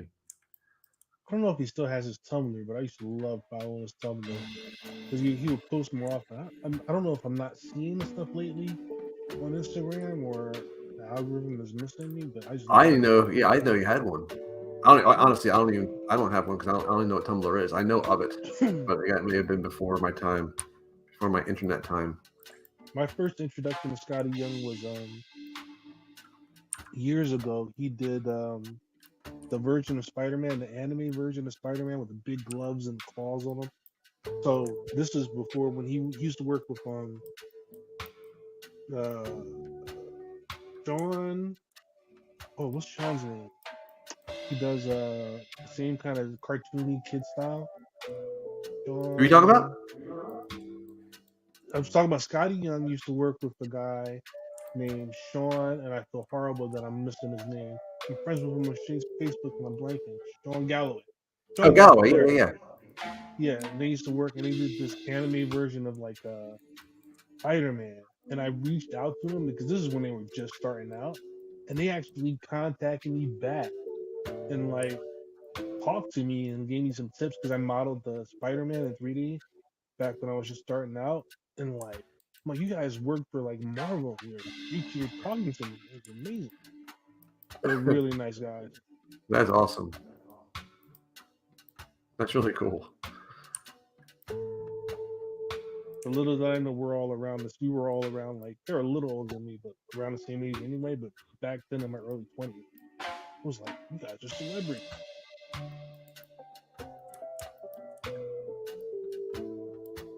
Might need to kind of do a little ad-libbing here on the legs.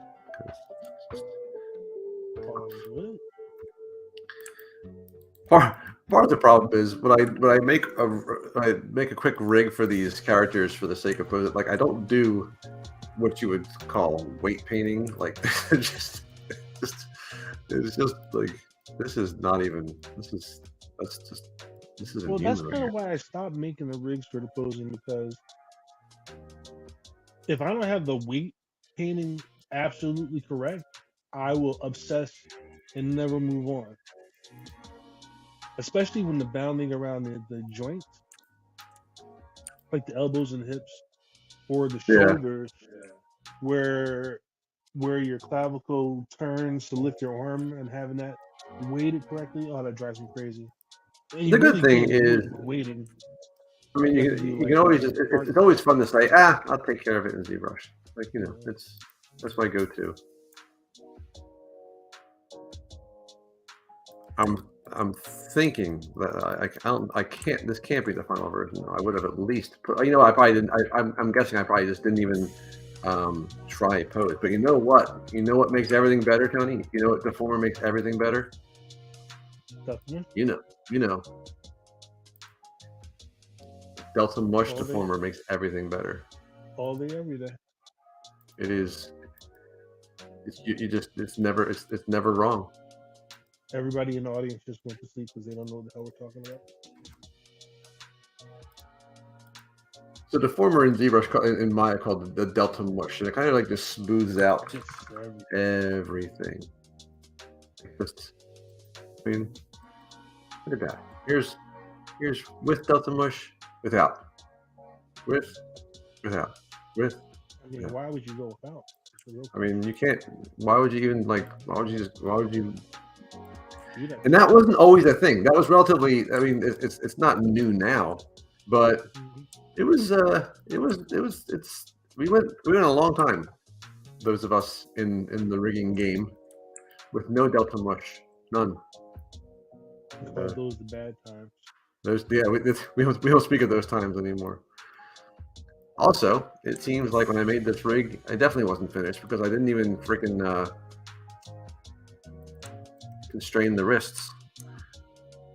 So in case you're wondering, folks, this would not be the rig that I use for my for my tutorial.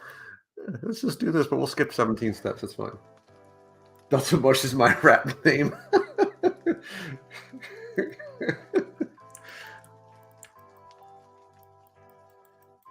Wouldn't be the weirdest. It works.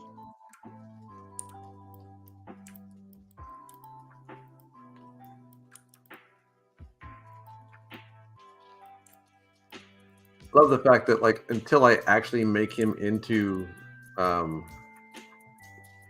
someone look like Daredevil, he just looks like a depressed kid just just hanging out. I mean, technically, isn't that Daredevil?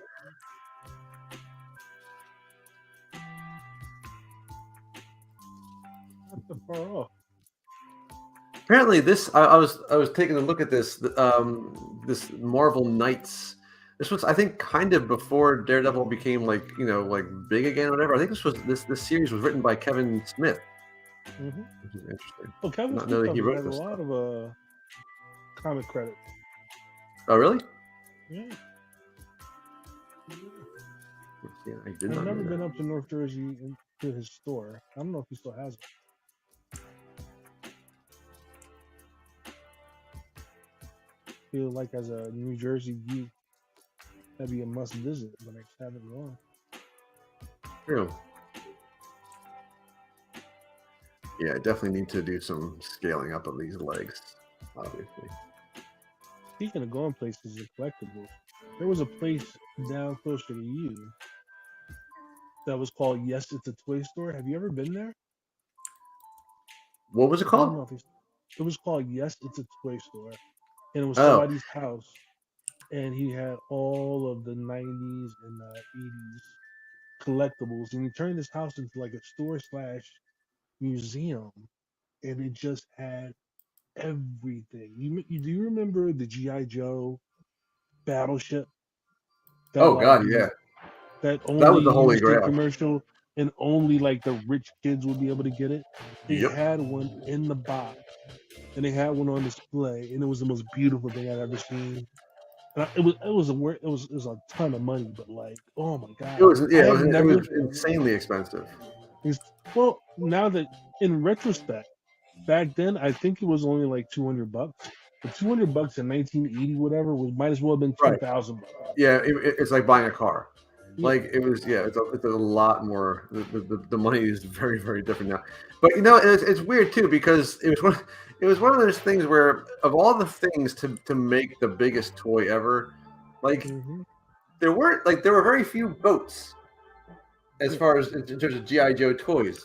So like this giant play set was something that you really couldn't like. It was kind of And they just sat. You could once you built it, it's there. right. You're not moving it. It was it was Ever. there forever. It was you couldn't put it. There's no putting it away. That like where it was furniture now. It's all Yeah. And don't get me wrong, I wanted it, but like it was very impractical. I I wanted it still want desperately. it. Yeah. Yes.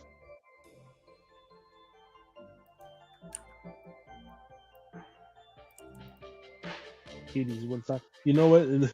I find myself I like to scroll through TikTok, and they have this channel called Taste of Nostalgia, and they just have videos of people going to the mall in 1987 or going to Toys R Us in 1994 or in 1987, and it's just people shopping and candid videos, and it's just like therapeutic because they would go in a Toys R Us store, and I don't know if people really understand No. what a Toys R Us was like in the 80s.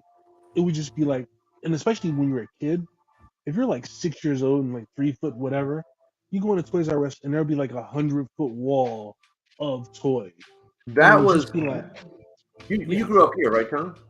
yes, You remember Lionel Kitty City? oh my god, yes, That made Toys R Us seem like a mom and pop shop. Like yes, Lionel Kitty City, that was, and again, like you said, like, maybe it was just because I was a kid and it seemed bigger. I remember, like, I went there and the wall of Star Wars figures I felt went up 20 oh my feet. god. Like, and I just sat there in complete and utter awe, just staring. And I would It just was, ask my parents. I would just ask my parents, "Can we just go? I don't want to. I won't even buy anything, mom. I just want to go." yeah. I mean, the Like, idea of buying something was never going to happen. We weren't. yeah, It wasn't going to happen. But like, it was such. It was just such an amazing. Just to know that they're all there. like, I just like knowing they were there. I can go and visit them. I know I'm never going to have this. All They're my friends. right, Tom. What am I looking at here? On my Is screen? this is like he's holding the baton, but what's happening with his? Oh, that doesn't make any sense at all. He's holding it with Like, his two middle fingers. is that what that is? Like, are these actually his other fingers? Like, this kind of like That's less. that's the pointer and his pinky. Why would you hold it like that?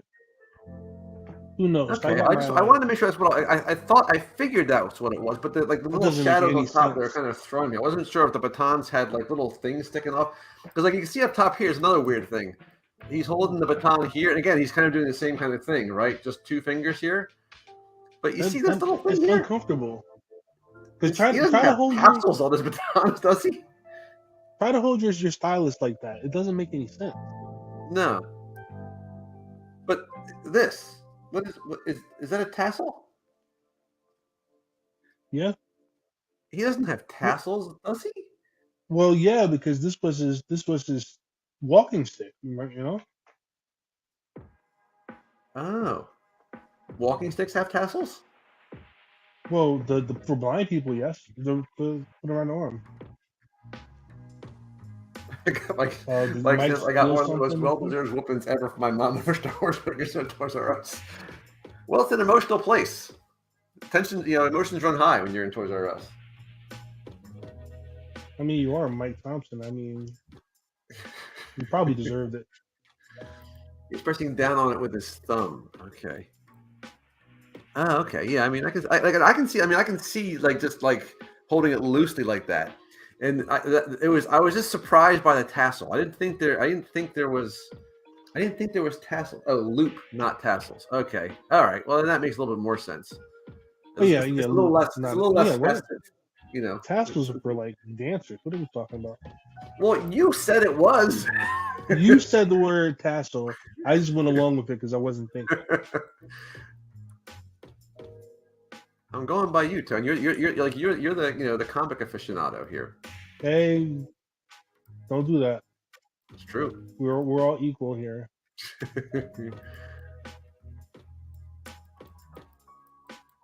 So put Okay, that on Luke, me, that Dr. makes Bobby. sense, Mike. Okay, thank you. Now. I was just gonna say, was it a bike handle?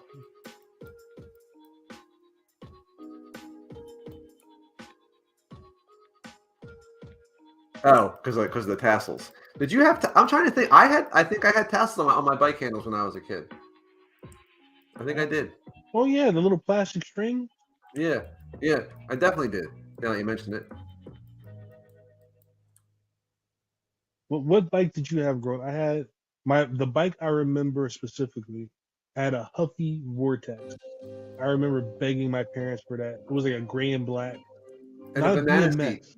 Yep, Hmm? I had a banana seat on mine because in my life, I mean, my upbringing, everything I got was a hand me down from my older brother because my parents weren't going to buy something new, and so whatever was in like 1977, that's what I got. So I had it was a great it was once silver. It was not silver by the time I got it, but it was once silver. Big old banana seat. I'm not gonna lie, I was very self-conscious of the banana seat. I think by the time I was using it, banana seats did seem a little older, a little bit, a little bit out of style. Because everyone else was getting, and again, it's at the time, I guess these were status symbols, but like, when you got the smaller seat, you were a cool dude. Hmm. I did not have the smaller seat, and I was not a cool dude. But what kind of bike you say you have, Tom? I'm sorry. Huffy Vortex. I think I had a Huffy. I think that's what it was. Back in our day too. I don't know if it's still the case. BMX was like Yeah, for the BMX was pros. too expensive. I lived in the Yeah, hood. We couldn't do BMX. yeah. I didn't have no Here, BMX.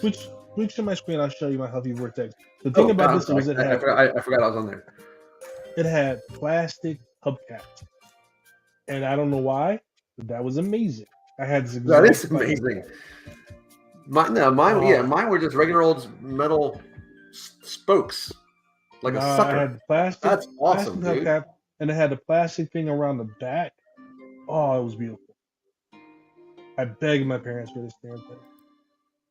See, uh, no, the fact that I was not cool was what determined how cool young Brad Whitman was. I will say, we're okay.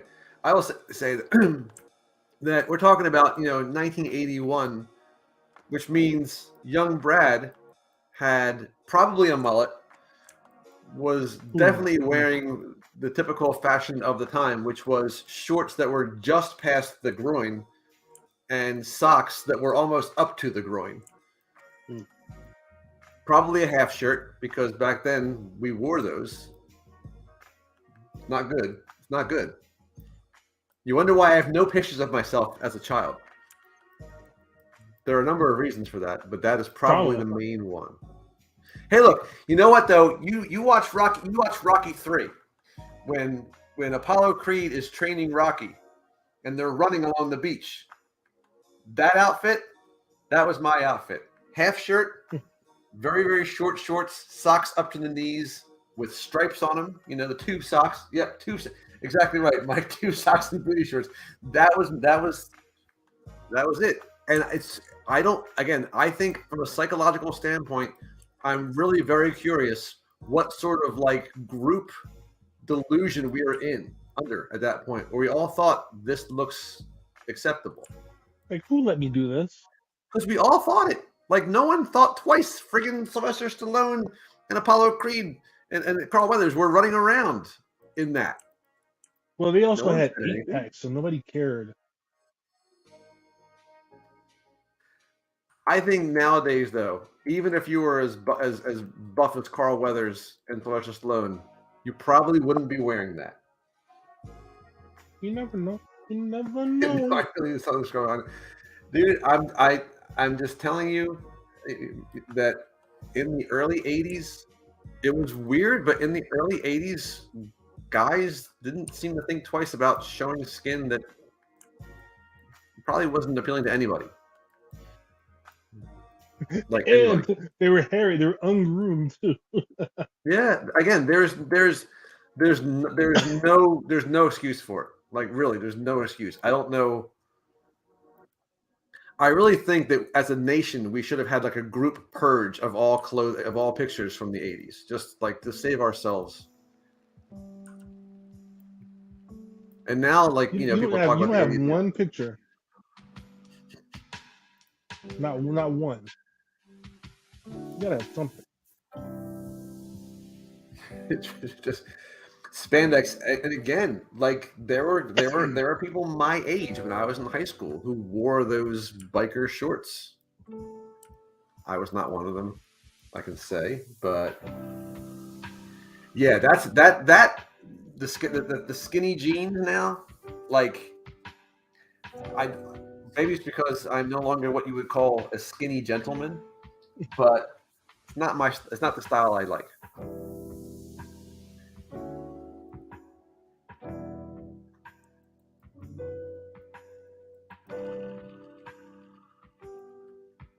I think bagginess helps everybody, especially people who look like me. Baggy clothes, leave some stuff to the imagination because it'll barely be better than what is actually real. In my case.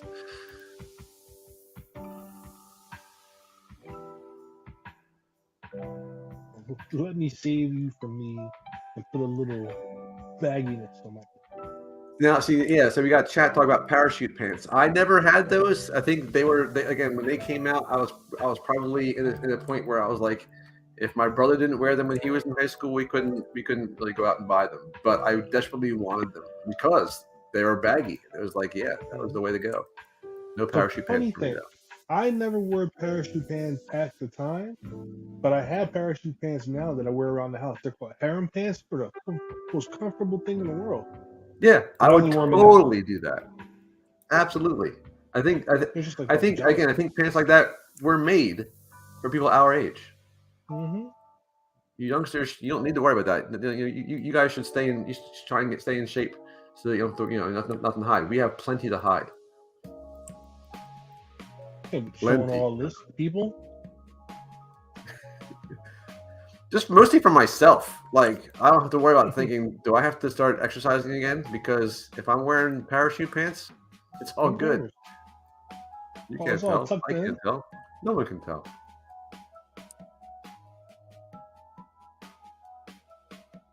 This jacket needs to come into. Now, are you going to do geometry, like the puffy geometry for that? I don't know. It's weird because it's going in the wrong direction. So it's diamond shaped. Oh yeah. I could model it in that shape, but that would be really hard. It would probably be easier to just sculpt it, or better yet, just use one of the substance painter displacement. Oh yeah. But the other thing is hammer pants. Whoa! I would pay money to do that. That's I don't know why, but I would not expect that. I mean, not to put anybody's age out there. I feel like Mario Cat would have been in her prime during the Hammer days. Teenager. Let's get it started. Hammer don't hurt him.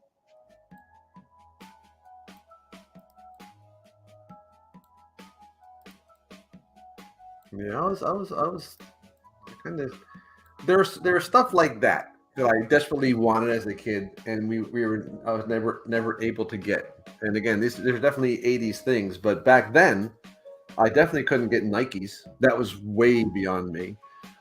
I definitely couldn't get back then.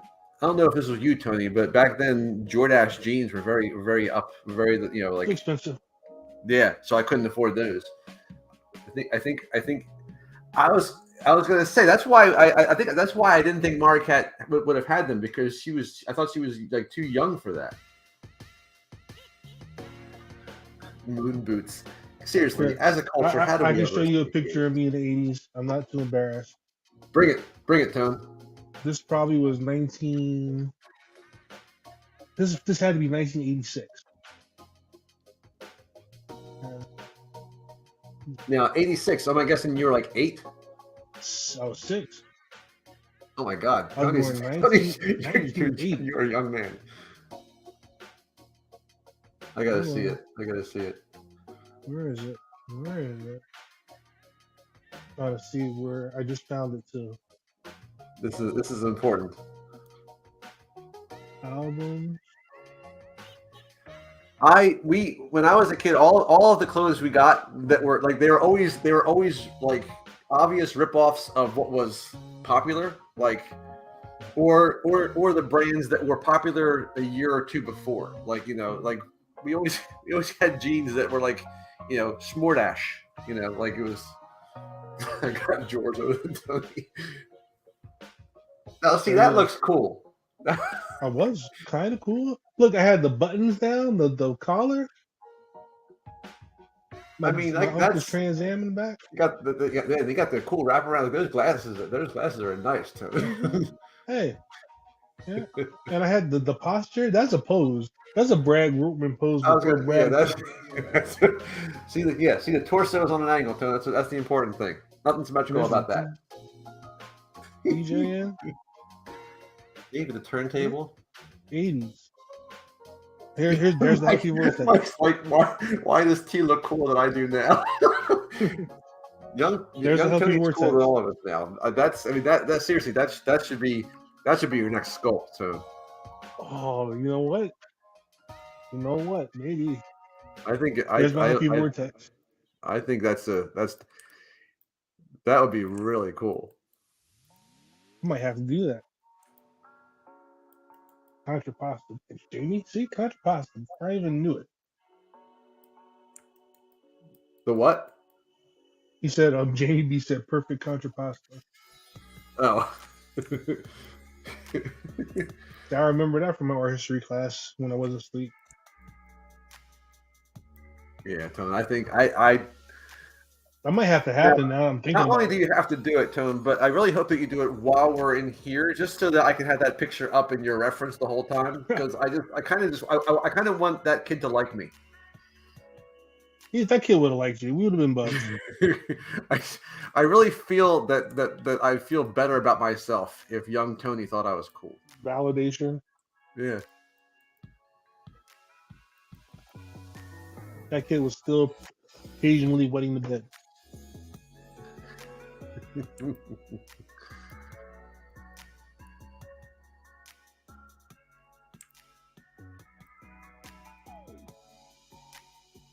Definitely need to do some serious leg leg fixing here, but this is a weird pose. It looks cool from the front. It doesn't look great from the back, but it looks a little uncomfortable. It does, but again, it looks weird right now because the legs are so like it looks like a frog because his legs are so skinny. I think that once we get the legs a little bit more bulked up, it'll make more sense. But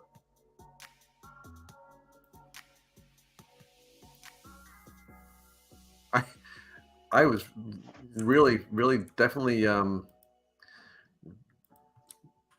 distracted by the D's today.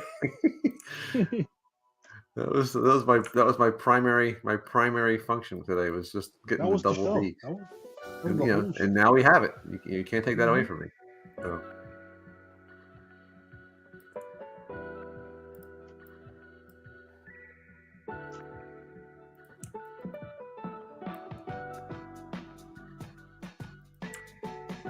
Not only do I think you need to sculpt young Tony, I think young Tony needs to be printed, and if not by you, then by me.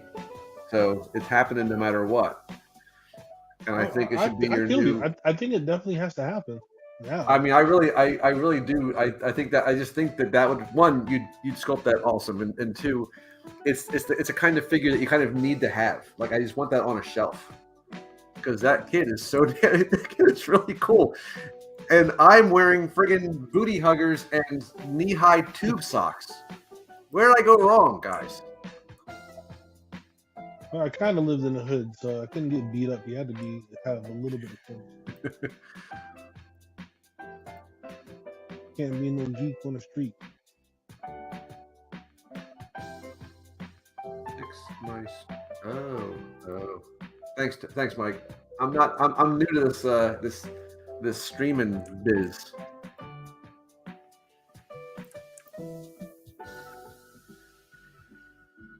I love how you can. I can tell that I'm posing this guy a little bit too much because the mesh looks bruised. Like you like you get this weird darkness on the faces.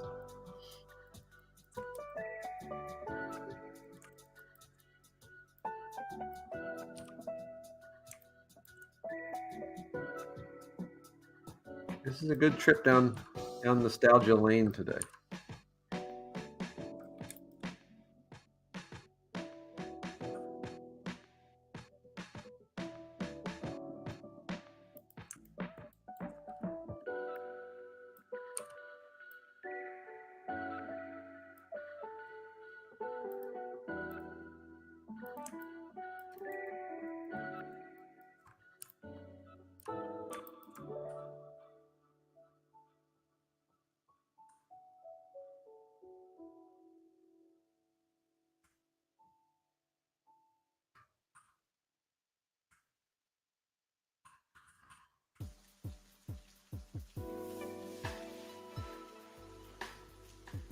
Folks, you want to see reason number 3 that Blender drove me crazy? I'll be happy to show you because I'm just duplicating something in Maya.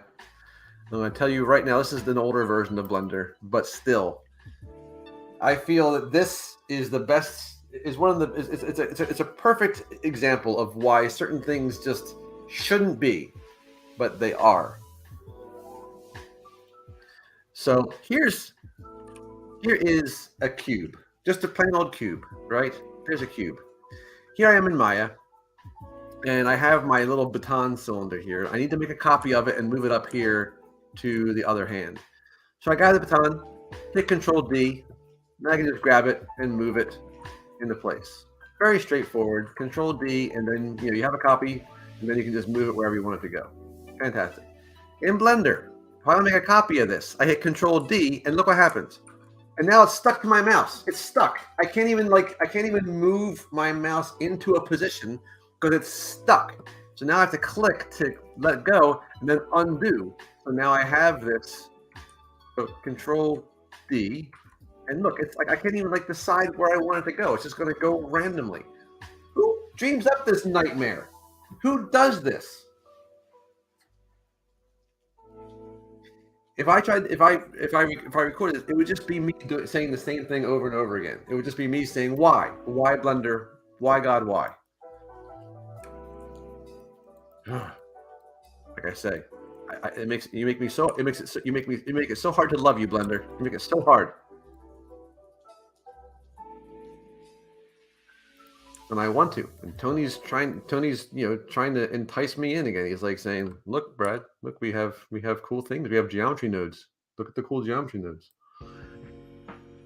I could lie and say I'm not right there with you, but I have my frustrations too. But it's just the thing is we've been programmed for years with the other stuff, so it's hard. Yeah. But that's but like I said though, I am more than happy to kind of say goodbye to Maya for certain things. I just wish that this kind of stuff was just not so immediately frustrating. You know what it is?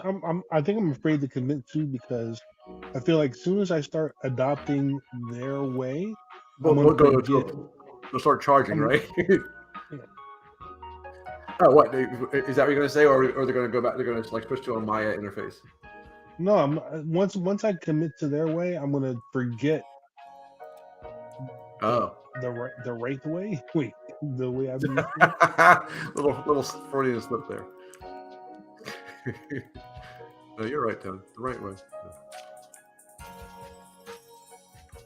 We're never going to get any Blender fans. I wish I could. I really do. Maybe one day, but I'll get there. Once Maya finally gets too expensive. Yeah. Once I stop teaching, I gotta pay for it.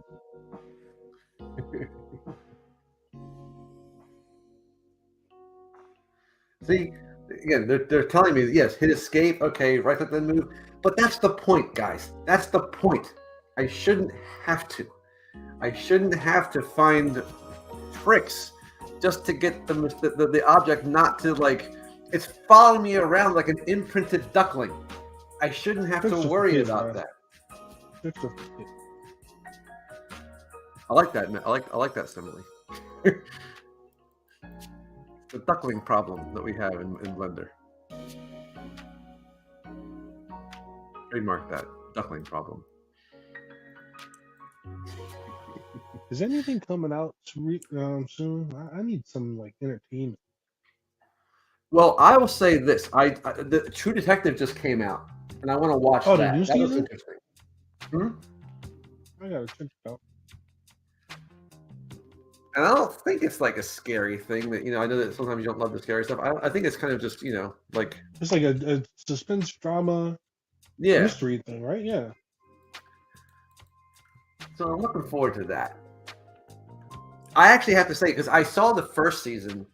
I believe I saw the second season, which I probably ended up like not giving its due just because it was not the first season, so I probably just didn't like it because of that.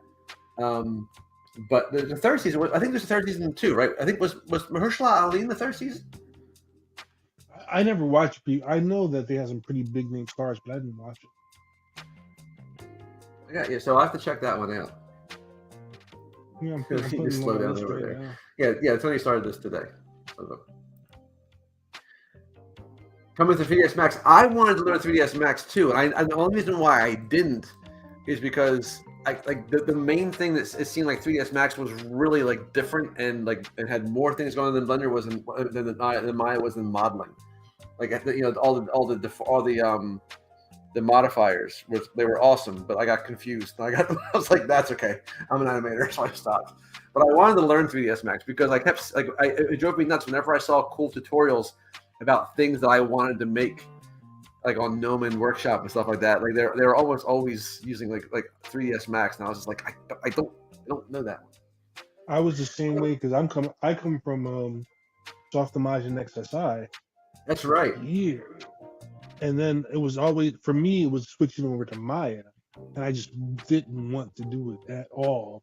And then I Yeah. finally switched over, and then you would see that Blender and 3ds Max would always have the best plugins and all these little things you could get that would help you do this, that, and whatever. And Maya never gets any good plugins ever. You have to make them yourself. Oh, Mike says Fargo is good. I haven't watched that either. Oh, I'm 3 episodes in the Fargo. I gotta catch up on that. Fargo is very good. With the blonde chicks in it this season from Ted Lasso. Yeah. Did you want to talk about watching the Daredevil series again? I do too, especially. I kind of almost forget the season with Punisher. I almost forget. Like I forget that. I remember that was a good season, but I can't remember That was a much very about good it. season.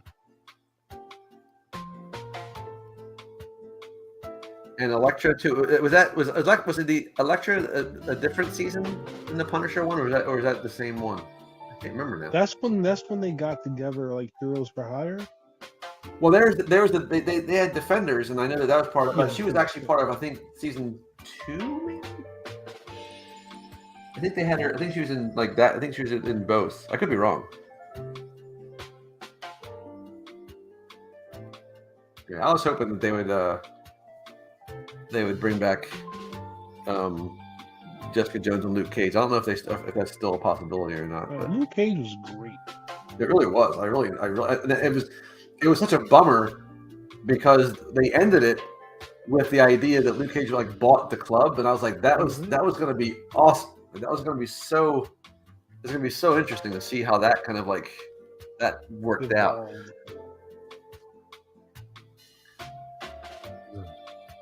He's a great actor. He has a show on CBS where he plays like a priest or something like that. Yeah, I know he's in a show. Yeah, I don't know what it's called. What was it called? You said? Did you say what it was? Something with the devil, or I don't know. Oh right. It was evil. It was something evil, I think. Yeah. Okay, Ben says that Elektra was. Oh, okay, yeah, Daredevil season 2. Okay.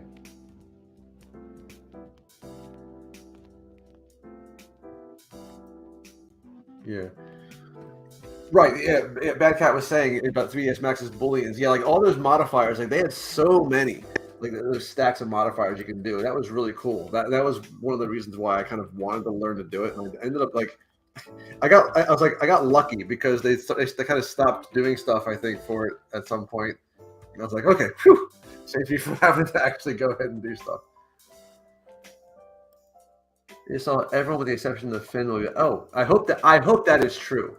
I hope that they bring back Luke Cage and Jessica Jones, and I hope that we all never speak of Finn again.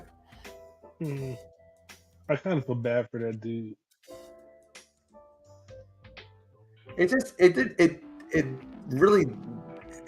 didn't really make sense him as the guy though. Like I don't know. He seemed.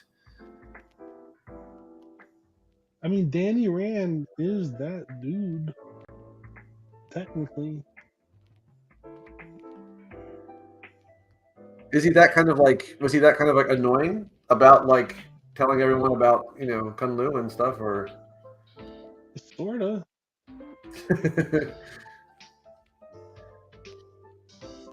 Or kinda. Well, because he was rich, right? I kind of wish, like, I kind of like the idea of them almost doing like, kind of like doing, almost like have him be kind of a rich jerk, almost like a Tony Stark kind of like redemption thing, where he kind of like he's not the like he's got a little edge to him, or at least had one. I want to say in the comics, he wasn't as arrogant as Tony Stark, but he always had this kind of aloof and privileged kind of effect to him. Yeah. And Mike was saying, like, I remember, Mike's what Mike's talking about. I remember reading that too. I think it was like either the stunt people or the director or someone kind of like, I don't know if they said him by name, but it's like, the problem when you have an actor who doesn't want to train, who doesn't want to rehearse the fight scenes. But that's the whole point too. His name was Iron Fist, and the fight scenes were kind of like, Yeah. Yeah, Ben. There's some. I think there's some like the implication. I think in one or two interviews was that he wasn't like applying himself to the training or something like that. But who knows? I mean, But what it comes down to is, it seemed a little, I wanted to like it too, and I can't wait. So there are actually 2 seasons of it, right? Were there 2 seasons or 3? 2. Because I remember, like, the second season, right? Wasn't it kind of like had a lot more going with Colleen Wing? I liked her. She actually became kind of like an Iron Fist, if I remember correctly. Yeah, I liked her. Yeah, that's right. That's right. He was in Game of Thrones. She was in Game of Thrones too. Yeah, you guys have to go see that episode. Won't say anything else. And I was thinking about that part of like how like this phase in Marvel has been kind of like a little bit scattershot. And I think it makes sense why. When we think about like phase, like when Marvel started, we had Iron Man and then Iron Man 2, right? They were right after each other, right?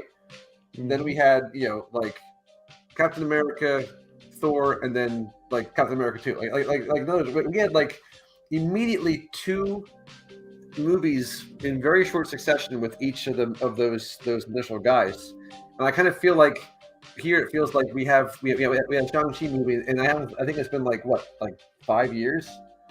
You know what I mean? So by the time they do another one, I'm like, oh yeah, him. Well, if you think about it too, we got the very beginning of the whole genre for how many years straight? So we were kind of like spoiled with like Iron Man and all those movies coming out at once. Oh, and again, I think that like you're never going to get that back, and it's because so much of it was just the excitement of seeing it for the first time, right? Like half of those movies, like again, Iron Man 1, I really enjoyed that movie. I enjoyed Iron Man 2, but again, all those movies, they probably were any imperfections or any issues they might have had. They were glossed over by the fact that we finally got to see Iron Man. That was awesome. We finally got to see Captain America. That was awesome. Like, you know what I mean? Like it was. So I think now, because the novelty has worn off, we might be looking more at stuff that we might complain about.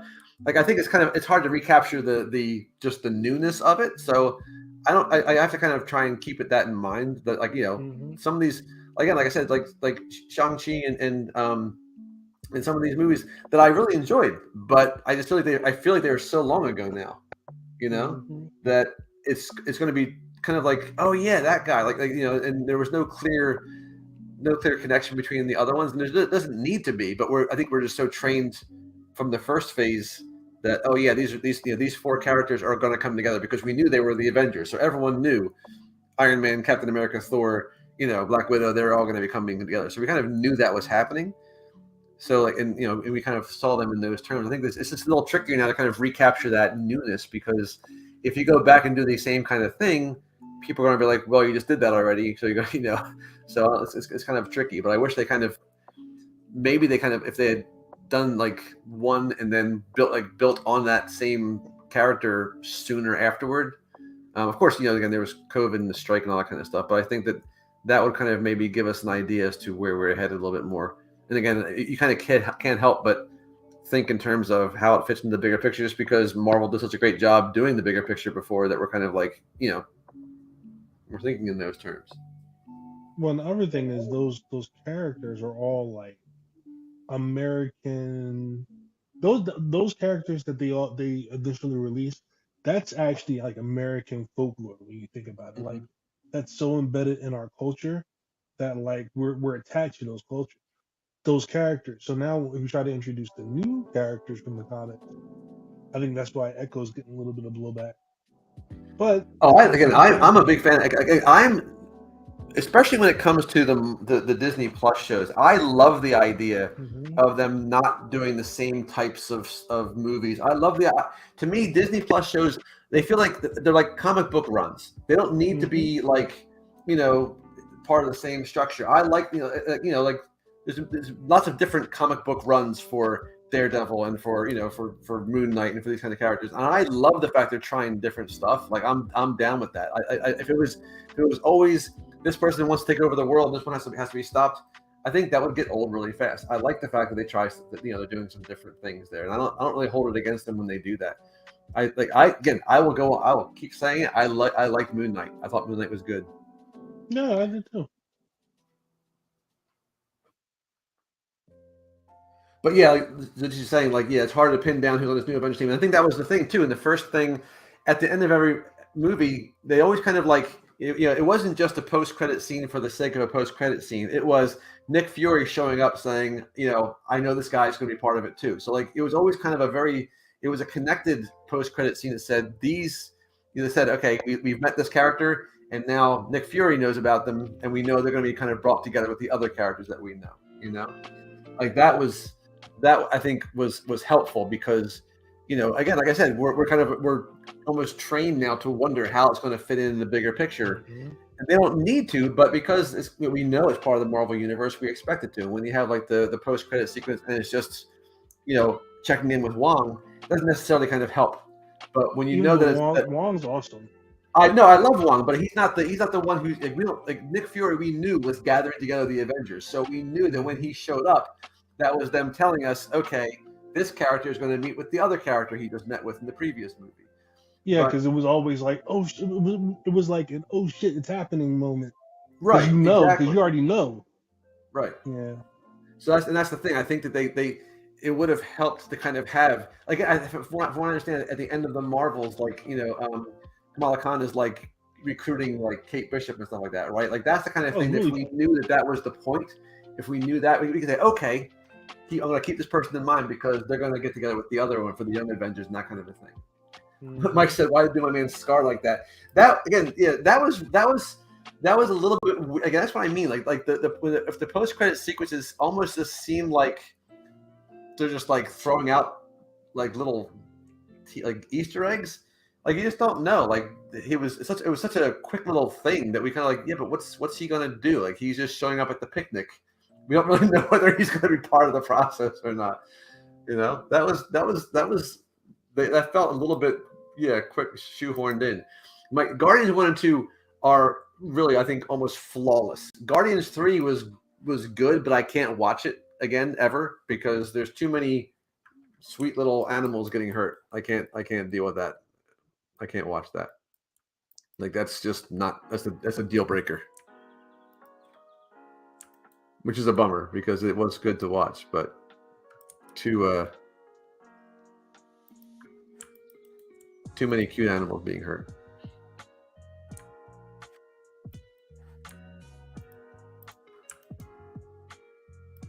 You can't hurt Teefs like that. You can't hurt.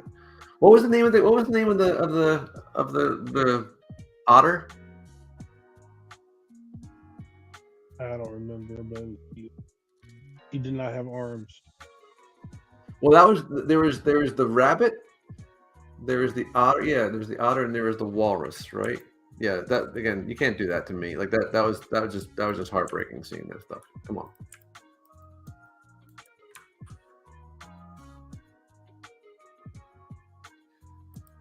Yeah, yeah. Rocket's like best friend. I can't remember. I don't know why I keep wanting to say Stella, but it's not Stella. Scylla? So now I gotta look it up. Damn it, damn you, Brad. Yeah, like so. Don't mention Thor: Dark World. That is one that I have not revisited, and I like I've gone back and watched some movies like that I wasn't sure about. Like I went back and watched Eternals, and I really enjoyed it. I went back and watched Multiverse of Madness, and I really enjoyed that. Like I really enjoyed that. But I have not gone back to Thor: Dark World. I haven't checked that one out again. I don't know if I would like it again if I saw it. Maybe it would change, but it has not. I have not been compelled to go back and watch that again. All right. What's her name, Tone? No, my keyboard's going nuts. You're changing your color scheme.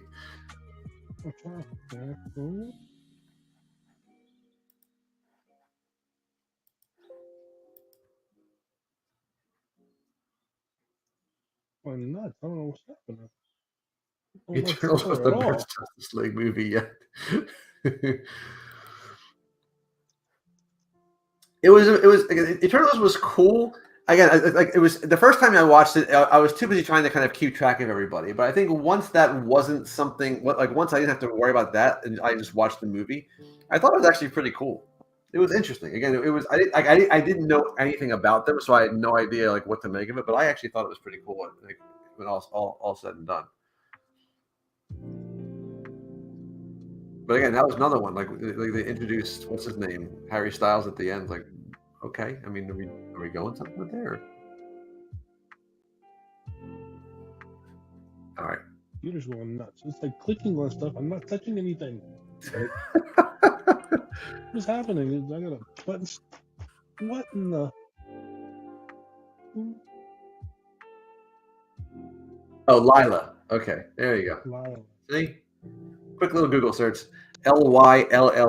Lila.